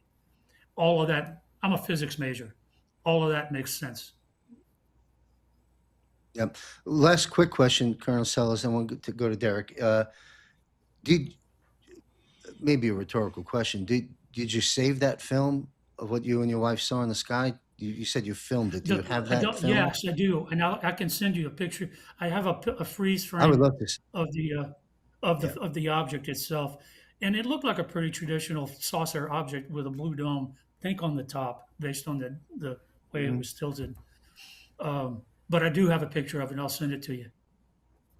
Thank you. And lastly, to our viewers, I host another program called Conversations of Consequence, where we feature some of the important voices of our times, get to learn about who they are, their journey, maybe back to childhood. You gain some good insights into the individual, which brought them to the place they are. And then, of course, we have them weigh in on the events of the day. And it's a good programming. Ricardo Bossi was there. Derek Johnson we've had in there. We've had General Valet. We've had Juan O'Savin, Mary Fanning back in the day with the Hammer and Scorecard. A lot of different individuals, Lloyd Brunson, Pat Burners of recent, my good friend, Dr. Tenpenny. Chuck, I know we were working out some technological issues. Please stay with Sandy on that because I'd like to explore that even further in Conversations of Consequence. So thank you. Derek, you care to weigh in on the Absolutely. alien issue before I jump us into elections? Well, yeah, and I'm not the host, obviously, but I was going to ask Colonel Sellers something. If you could, can Mhm. can you elaborate a little or whatever about Area 51? Because I know you have been there. or was it Jaco? I know Jaco's been No, there, I've been there. I've but been there. just But you got there's a I think where you have to of think course there's about Area other 51. areas, but still, yeah. There are, um, and I've done research and know some of those places. Dulce, there's others, but Area 51, yes, I've been there several times. But what you have to remember about Area 51 is that you have levels of security, right? So you start with a Hmm. confidential clearance, then you have a secret clearance, then you have a top secret clearance, then you have a Q clearance, and then you go on and on and on, right? So where we were always above ground. We were doing rehearsals for upcoming operations there, and in my mind, everything that's at Area 51, other than the stealth fighters, which were in the hangars, and those guys were all hidden in those days. Now they're all out there for everybody to see. But everything that of consequence that happens at Area 51, I believe it does happen, but it happens in layers and layers and layers underground, and I just all wanted to kinds of give top people secret that stuff going on that in there. well, people need to hear that too, because a lot of some of our MOSs come with clearance, and then some you have to obviously attain. But there's so many levels of clearance that people just don't get to hear about, don't get to really see that there's so many different layers that we talk about, even in the military. And not everybody on each layer is going to know, because it's kind of like the Coca-Cola formula. If everybody had the formula, then you'd be in some breaches of national security and some dangerous situations. You'd always have people in compromise, right? So I've flown over Area 51 in the military. You have to have clearance to fly over it too. Yeah, yeah. People don't even realize certain things like that. So, but and that's an honor to me, because I'm like, just to even fly around a presence like that is pretty cool. But I was just I like for people to see, because like John was talking about, people start in this topic, they forget that the president addressed this, right? And they get over here thinking Yes. that all of us are probably smoking the devil's lettuce, seeing all these different things, and it's not the case. Um, but Yes. anyway, like I tell people, first and foremost, personal preference. All right, if you're not interested in it, it don't make any of us crazy. It don't make anybody less credible. It don't make anything. If it's your personal preference not to listen to these topics, then that's okay. You can fast forward. You can cut off. You can do other things, right? But then you got to go. Then it's personal preference versus what? Who's letting go of the files? The president is, which means he's also commander in chief, which means there's going to be a portion of government and a portion of military anytime the president is addressing any situation. People believe in angels. A lot of Christians believe in angels and would say that aliens are crazy.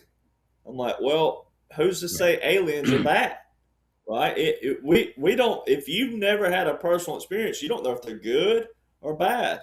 Right? We also know there could be what there. The Bible tells us there's demons. Well, that's in a spirit form, right? It's not in anything that we see all the time. You can see them, right? We know that. Mhm. So the other thing about aliens is the fact that whether they are, like Lieutenant Colonel Bosie said, little green Martians or this, that, and the other, well, let me show you something that you don't realize. People say, well, why would we see it more often? Well, we work around you all the time in the military, and you never see us working. So helicopters, aircraft flying all the time, and you don't even know it's us. You don't know what that aircraft is. And then this gets in more to my specialty. What I actually did in the Army was military with the my MOS is 14 Sierra Air Missile Defense, right? We have to pick a plane out of a cloud in 5 seconds and identify that aircraft. We may only see the fuselage, we may only see the wing, we may only see the nose. So we have to identify that really quick. So I'm a connoisseur of the aircrafts and what they are, what they look like, what kind of weapon capability do they have, how fast do they fly, things of that nature. Had to know all that. So with my naked eye, I can hear a helicopter and just about tell you what it's going to be before it gets there, where it is it already past you, those things. So this is kind of like what we call our forte when it comes to that. And as that Lieutenant Colonel Bosa just said, technology. This is getting in more into technology than it is just simply, are there aliens, are there not aliens? This is getting into technology, the Golden Dome that President Trump talks about, but then also Space Force, and all the different things. So it's gonna open up a new can of what has been suppressed through the years. See, that's the other thing people forget about. People think you know everything because you think that what's on the internet is accessible to you. It's only accessible because they allow you to have it. All right. And so it's the same thing with this. This opens a whole other element of what's been suppressed all these years, just like Colonel Sellers here, Area 51. There's multiple areas that are all secret, clearance, layers, etc. And you've never heard about them. Some people, some have heard about Area 51 because of movies, but that's as far as it goes because you can't research it a whole lot. So this opens up a massive more can of of intelligence and knowledge that they're saying, hey, we're now going to allow you to be privy to this, and it's going to be one of those things. Hey, even if it's not your preference, nosedive it, read about it, see something that you've never heard or seen or maybe known about.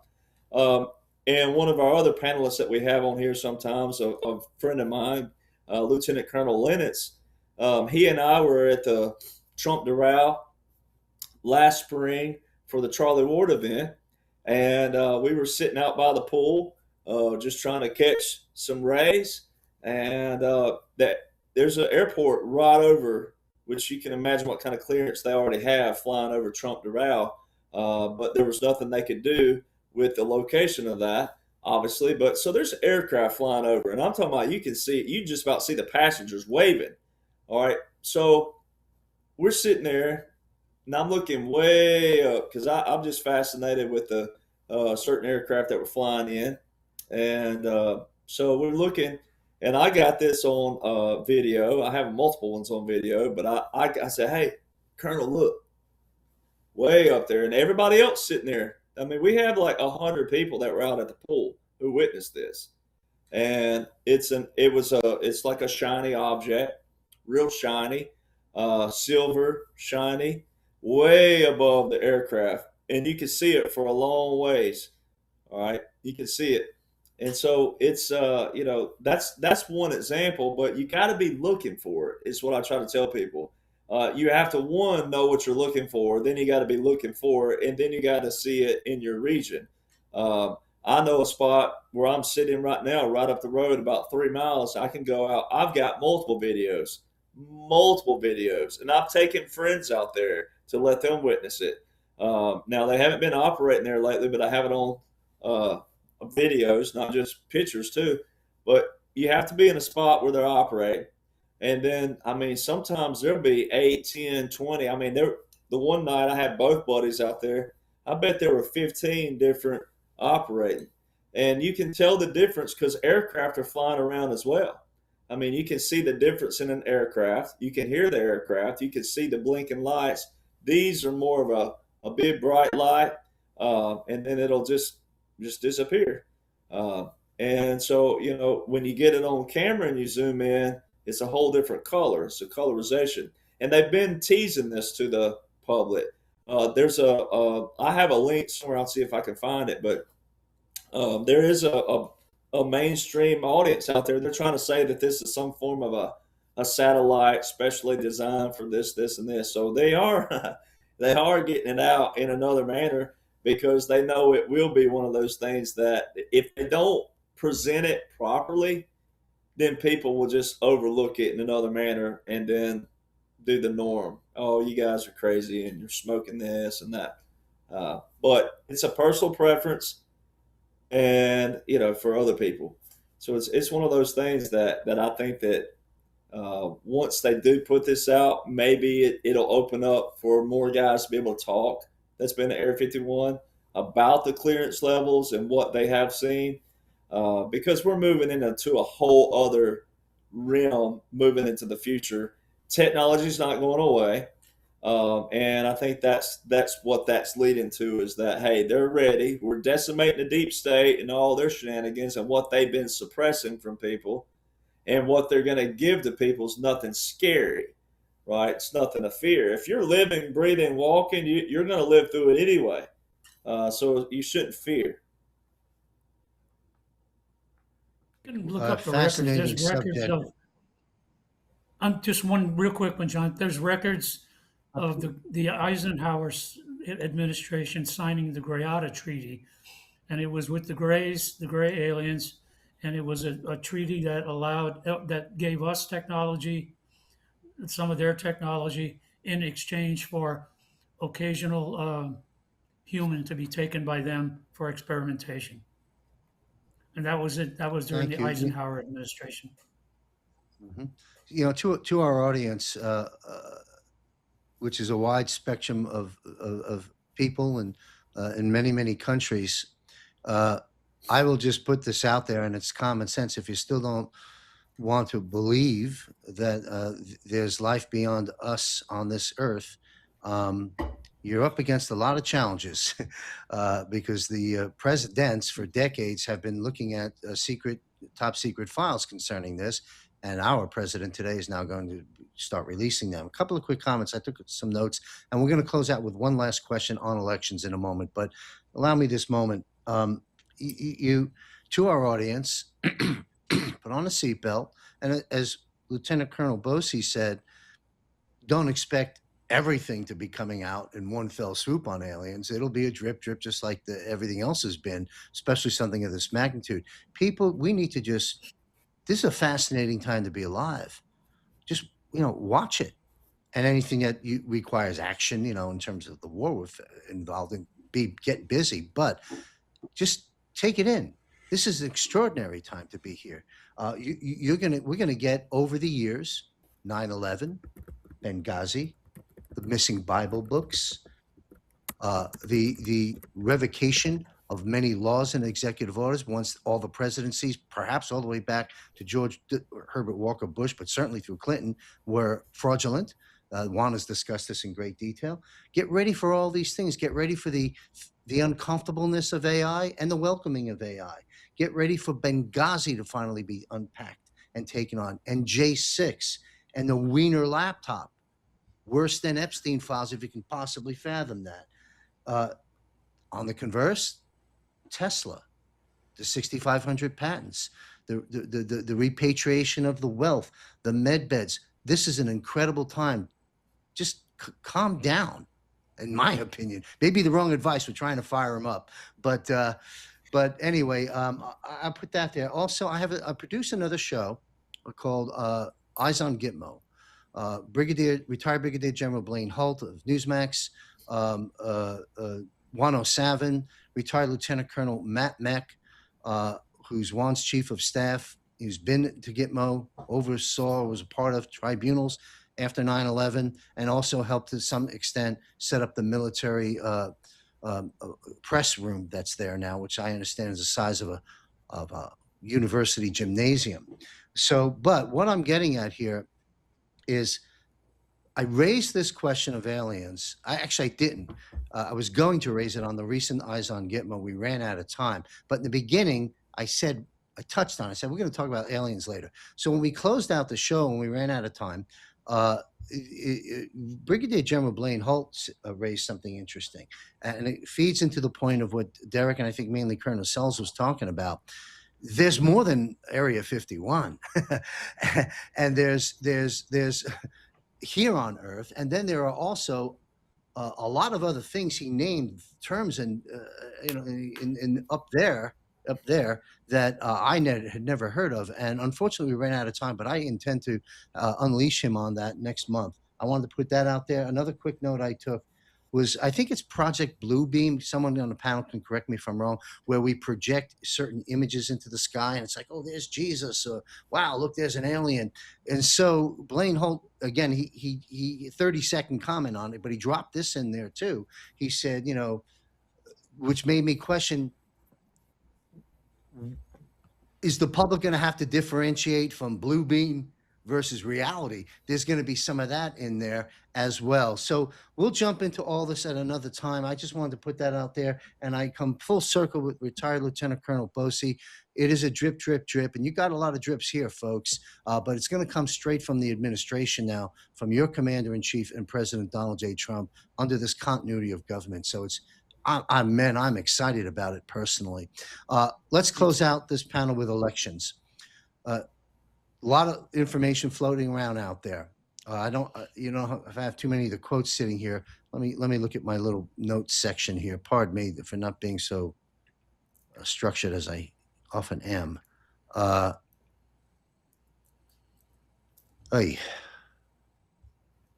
Okay, here we go. Elections.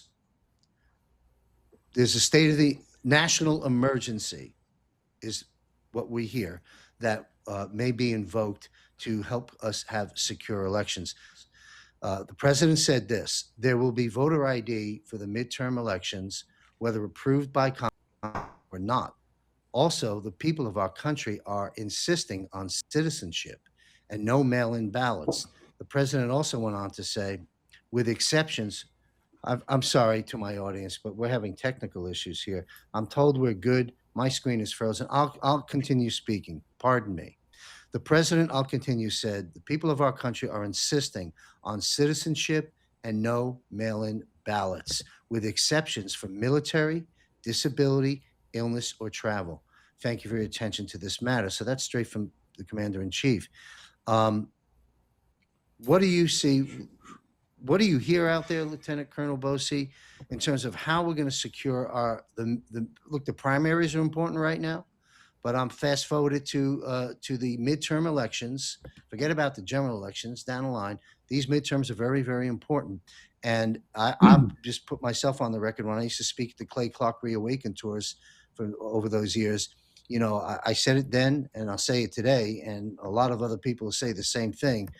You can't get past. You can't save America, restore the constitutional republic, and put humanity on a course correction until we get the election things sorted out. If that isn't sorted out, you don't have a country. So in my opinion, we are going to sort that out. We are going to have a free and fair election in the midterms, and I stand by my conviction in that statement. But I'm more interested to know what you gentlemen have to say about that. What do you know about this issue, Ricardo, and what do you see happening come the general election?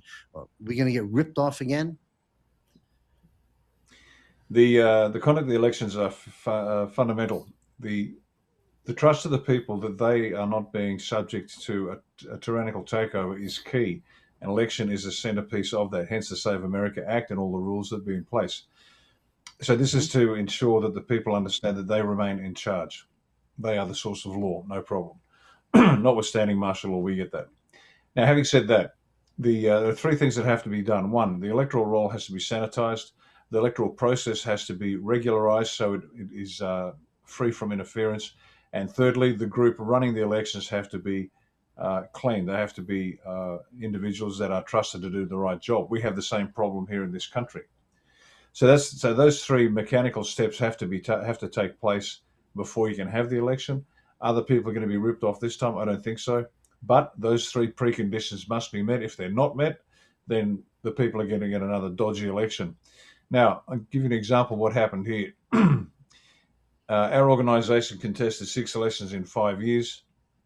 We provided ample evidence of election fraud, boxes of ballots being taken out of booths in private vehicles and then being driven away to who knows where, individuals changing the vote on actual ballots, and results that came up in record time, which it was virtually impossible to have got the result within the very short time since the booths closed. Things like that. It's just prima facie evidence. In fact, in my electorate, I ran in a number of elections, and in my federal electorate, nobody voted for me, which is interesting because I voted for me, my wife voted for me, my son voted for me, one of the other candidates voted for me, and not one vote. And we had a forensic engineer go through the analysis, and there was a 6 sigma variation from a standard deviation, basically meaning the odds of 1 in 20, 30 billion of that occurring. So the results were just fraudulent. So we had a ton of evidence. But what's more important is this. In that election, we understand that certainly in my electorate, the corrupted system didn't have the people to count the dodgy votes or steal the votes. And so they brought the military in to do that. And the military were there counting the votes. And they actually got the results. And I've been advised that I actually won my seat. Now, that might or might not be true. I didn't ask the question. It was offered to me by somebody else. And I went, well, if that's true, the back pay would be nice, but I haven't done the work, so we'll just call it quits and let's do it. So but the point is, the White Hats are operating at a couple of levels here, so they don't know exactly what the answers are. As we know from the 2020 election, they have everything. They know exactly who changed the ballots, when they changed it, how they changed the ballots. The data's there. Same here in Australia to an extent, not to the same depth. So will there be elections? Absolutely. Will they be free and fair and honest if the three preconditions I mentioned are met? If that's the case, and it's important that they do have a free and fair election so that people are assured that they are not moving into a tyrannical organization. Excuse me again. But their voice will be heard in the ballot box, and the government. Yeah, they're very friendly in Australia. Bring lots of whatever you need to get rid of them. They used to issue Australian Army soldiers an insect repellent, which you need to hear because they're pretty enthusiastic. This stuff used to melt you put on your face. This is a sidebar comment. You put on your face and it would melt the rubber cover for the M60 butt. I remember the M60, there was this rubber butt. You put your head down, you pull your face away, and half the rubber came away on your face. That's how strong the stuff here is in Oz. Anyway, back to the elections. Preconditions. Sanitize the electoral rolls. Regularize the process and get some honest people to run the show. If you can do that, if they can actually implement the Save America Act, yes, you'll get an election. Yes, you'll get free and fair elections, and the midterms are a great time to do it.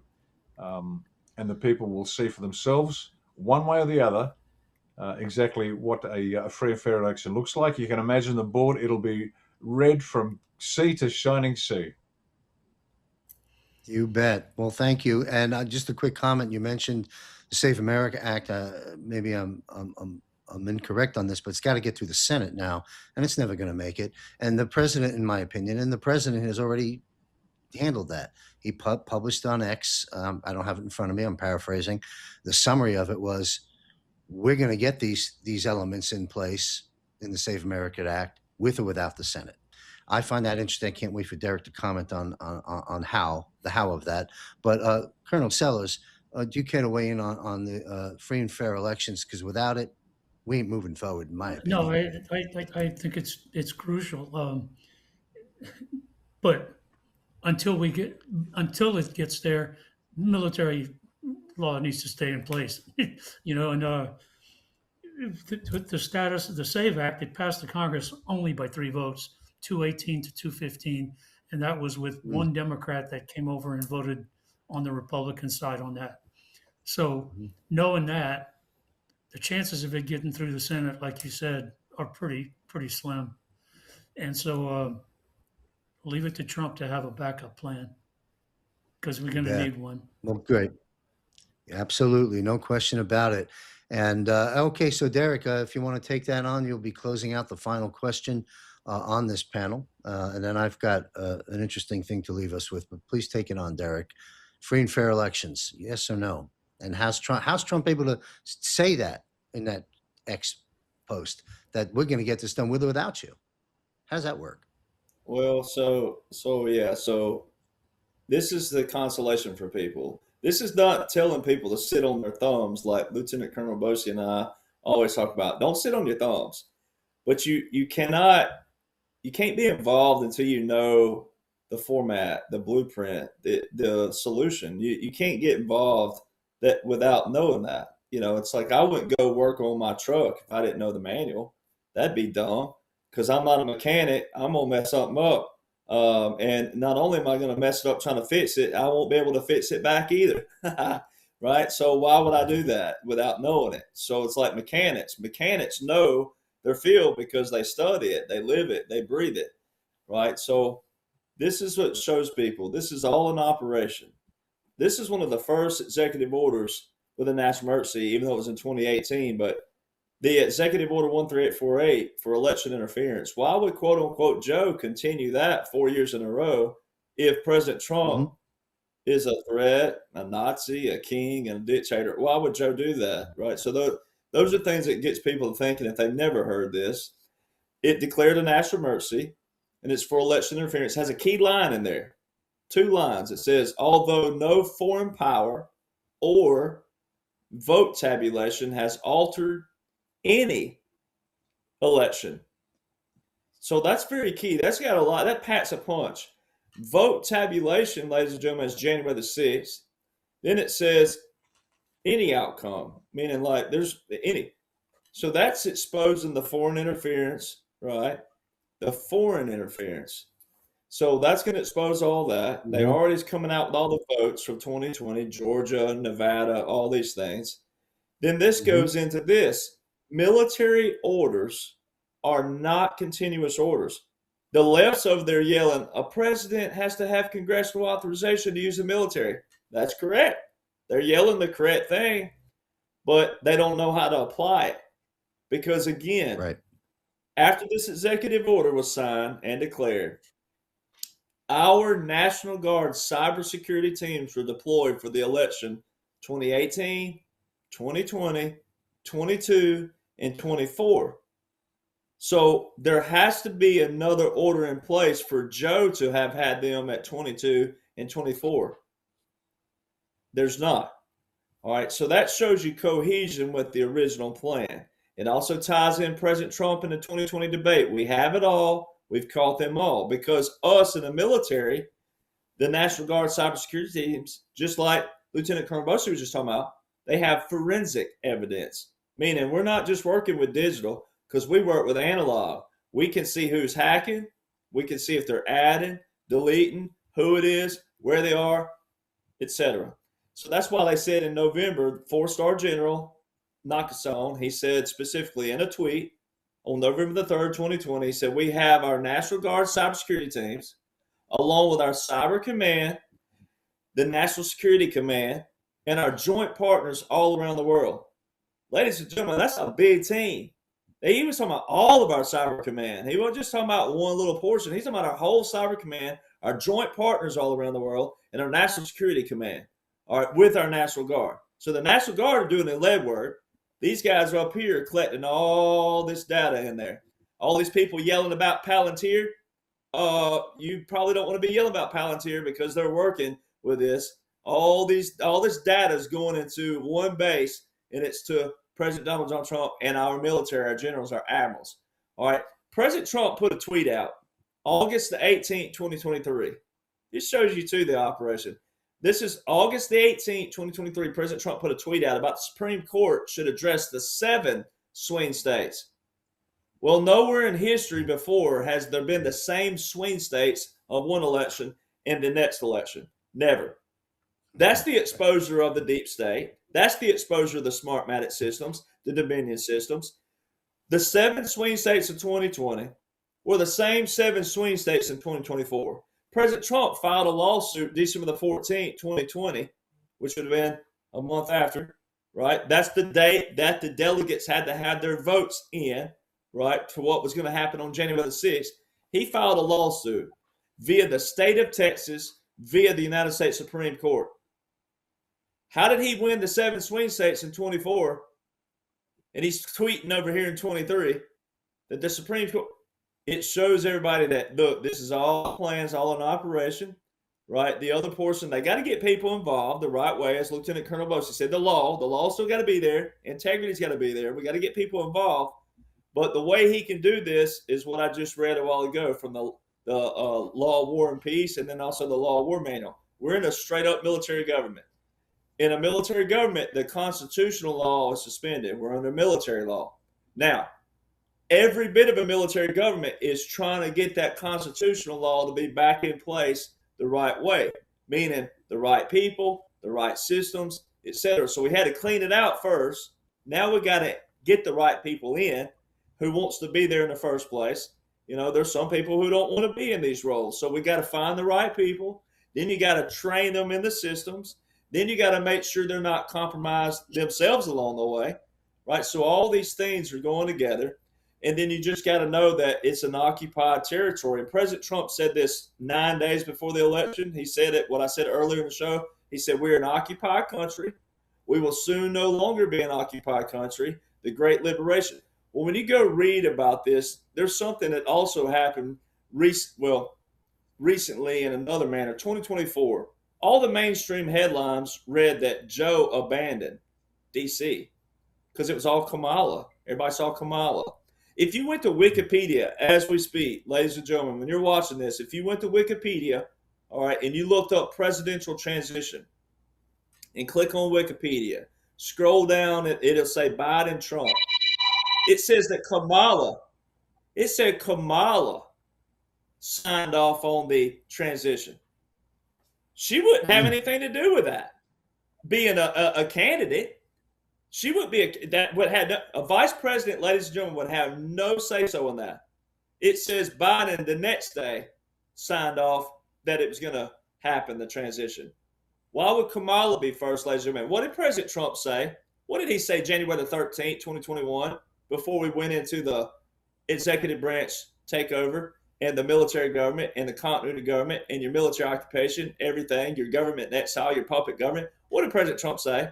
He said the 25th Amendment is no concern to me, but it will come back to haunt Joe Biden. So they're going to show what a puppet government, all these things. Well, Joe was absent, but the headlines read what? Abandoned. If you went to Google and typed in abandoned, Joe Biden abandons, there's mainstream articles that show Joe Biden abandoned office. Now, I'm going to read this too really quick. I pulled this just for this because it's perfect. In the Law, War, and Peace, it says, even the right of sovereignty is gained by a people or a king by long-standing possession. From what we have said, it is plain that a king can acquire a right as a king against a king, an independent state against an independent state, not only by express agreement, but also abandonment of ownership and the occupation which follows it or assumes a new force from it. Now, how does that tie in? Now, what I try to tell people, and I've been re-emphasizing this, is that look, none of this was desirable. Nobody wanted it. We don't want to be here. None of us want to be here. Now we're good at what we do, and we're glad to be here, but it's not desirable. We'd much rather be doing a lot of other things. But because this is these gentlemen's specialty, and it's one of my specialties, we're here, and we'd be doing you an injustice for not being here and doing what we've been called to do. So the Law of War Manual is very specific on the military government. It says military government is the form of administration which by an occupying power exercises governmental authority over the occupied territory. The necessity for such government arises from the failure or inability of the legitimate government to exercise functions on account of a military occupation or the undesirability of allowing it to do so. So it tells you right there that, look, we didn't want to be here, but we are here. What brought us to this in history? What brought us to this is the fact that we have Americans. We'll just give everybody a hall pass for a moment. We have Americans who can't even name the three branches of government. President Trump has done some major validations of me in the last 6 weeks heavily. I'm the only person, and I'm not discrediting the gentleman here, they know that, but and anybody else, Jaco, et cetera, anybody, but from specifics to show people that we're all here together, we're all on the same playing field, we all are doing the same thing. President Trump has shared Mr. Smith Goes to Washington. I'm the only one that's talked about that. I'm also the one that's all people, everywhere I go across the country, people go, they'll name the three branches of government for me. Because that's one of the things I talked about over and over, that data shows on average, wherever they get it from, but 68 to 75% of Americans can't even name the three branches of government. But they're demanding justice. They're yelling, kicking, cussing, screaming, all these other things, but don't know the three branches of government. What did they use not long ago under oath? They used a certain law enforcement fellow who was asked a question. He was asked, can you name the three branches of government? He couldn't name them. All right. So they're showing all these people. So, in that regards, people don't know the verbiage, they don't know the terminology, they don't know the language, therefore they're not going to know the provisions, they won't know, the applications, etc.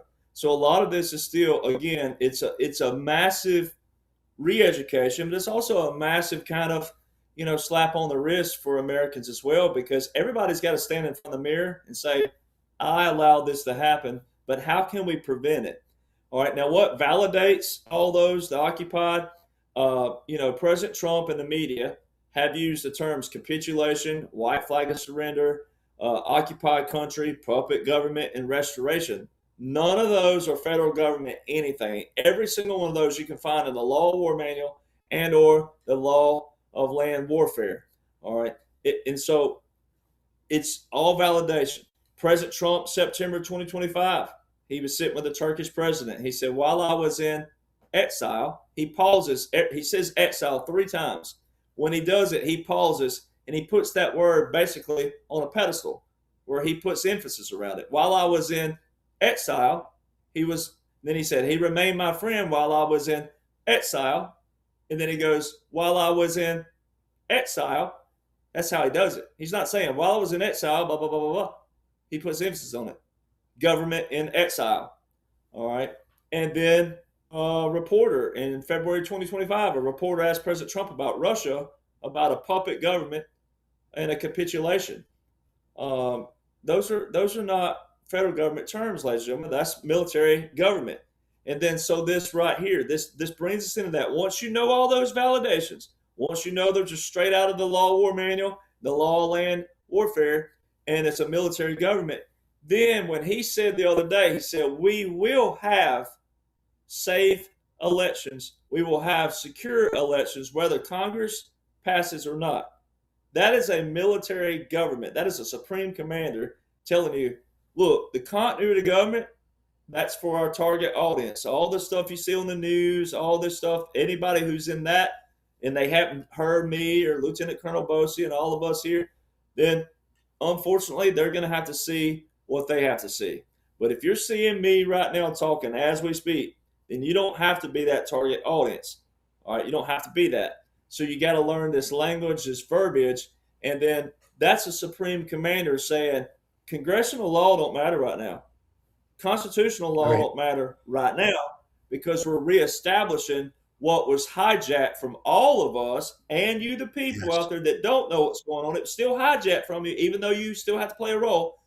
But it's him saying, we're going to do this. I do a parent analogy. A lot of people are parents, and most people are good parents, especially when a child's 3, 4, 5 years old, it may pick up a shiny knife. Well, it's shiny to the child. The child don't know it's a knife. It's just shiny to them.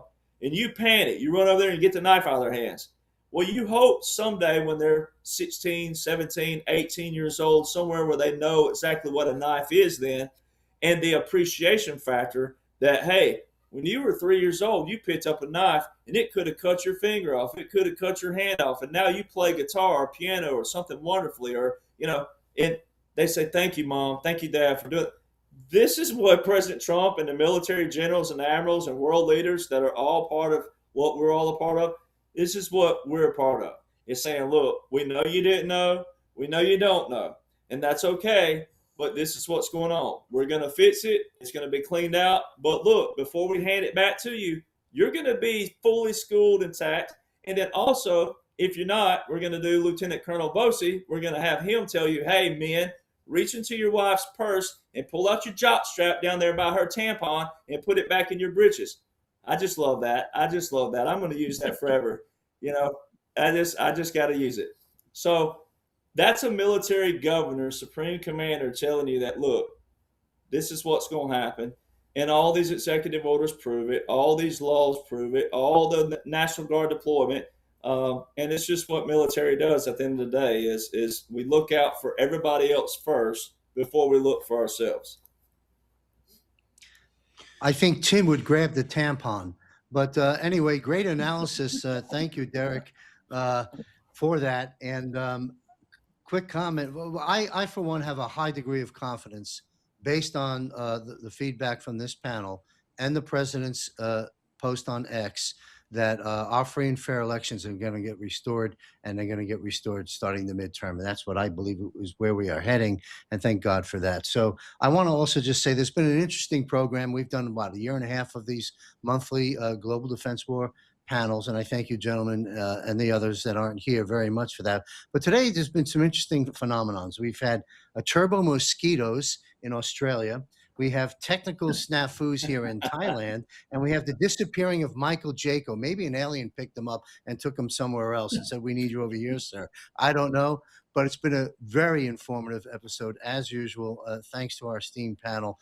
So to our audience, please visit jmcbroadcasting.com. On the upper left-hand portion, it says contributors. Click on that, and you'll see these gentlemen and others that contribute to this network of broadcasting military intelligence and economic reporting. You have their biographies there and a link directly to their platforms and their world to follow them beyond this monthly broadcast. I'm going to sign us off and introduce an interesting promotional commercial for the other show we host right now. But thank you, gentlemen, so much for being here, and I'll be right back. Join Juan O'Savin, retired Lieutenant Colonel Matt Meck, retired Brigadier General Blaine Holt, and other prominent military and intelligence guests for an ongoing monthly broadcast with John Michael Chambers as your host here on jmcbroadcasting.com. The premiere episode launches Friday, September 26, 2025, and is sponsored by Genesis Gold. Visit jmcgenesismetals.com. This panel will address, among other subjects of great importance, what's taking place with the military tribunals, sealed and unsealed indictments, and the avalanche of arrests to come. Will justice be served? This and much more will be addressed each month, including an analysis of current events, making sense of the events as they unfold, one psyop after another. Detecting truth from lies in the dying age of fake news and the rising age of AI and digital enhancements will help you to remain focused and grounded in these most challenging, difficult, and dangerous final battles. A new day is dawning as this golden age is at the doorstep. Remain informed, empowered, and connected by an elite team of military and intelligence experts, and together we will save America. Subscribe for free at jmcbroadcasting.com and be sure to join us monthly. Eyes on Gitmo, wartime analysis. Nothing can stop what's coming, and the best is yet to come. Where we go one, we go all here at jmcbroadcasting.com. All right. I want to thank again our esteemed guests for their time and expertise in today's panel, addressing the issues and concerns that each and every one of you have. I do my best each month to try and bring those issues to the table to dismantle the deception and make sense of the madness and keep us all informed, empowered, and connected at jmcbroadcasting.com. Okay. I mentioned this in the beginning of the show. Derek Johnson, join us. Derek and I on the screen in our private premier meeting. This is a Q&A hour, 1 hour to get your questions answered with Derek Johnson. That is coming up, I believe, March 26th at 8 p.m. Eastern. Visit JMC Broadcasting, look at free subscription and premium portal, and all the information is there for you to come join us. I want to thank Michael Jaco, who joined us on February 26th. Thank you, Michael Jaco, for that. Prior to Michael, the premier was Will Barney, and now our third monthly private Q&A for our premium members is Derek Johnson's. Come learn all about that at jmcbroadcasting.com. And be sure to follow Ricardo Bossi and I every other Monday. We've been doing this now in our second year. Bossi Briefs, Ricardo Bossi and I, there he is, all right. Every other Monday, Bossi Briefs, very popular, very powerful, lean and mean, and engaging conversations on the events of the previous weeks, covered every other week with Ricardo. So that's it. Be sure to catch my war reports, which are now daily, 3 to 5 minutes, war reports published now daily, 7 days a week, by visiting jmcbroadcasting.com. A long broadcast here. Thanks for staying along with us through the very end. Be safe, stay alert, and may God be with you.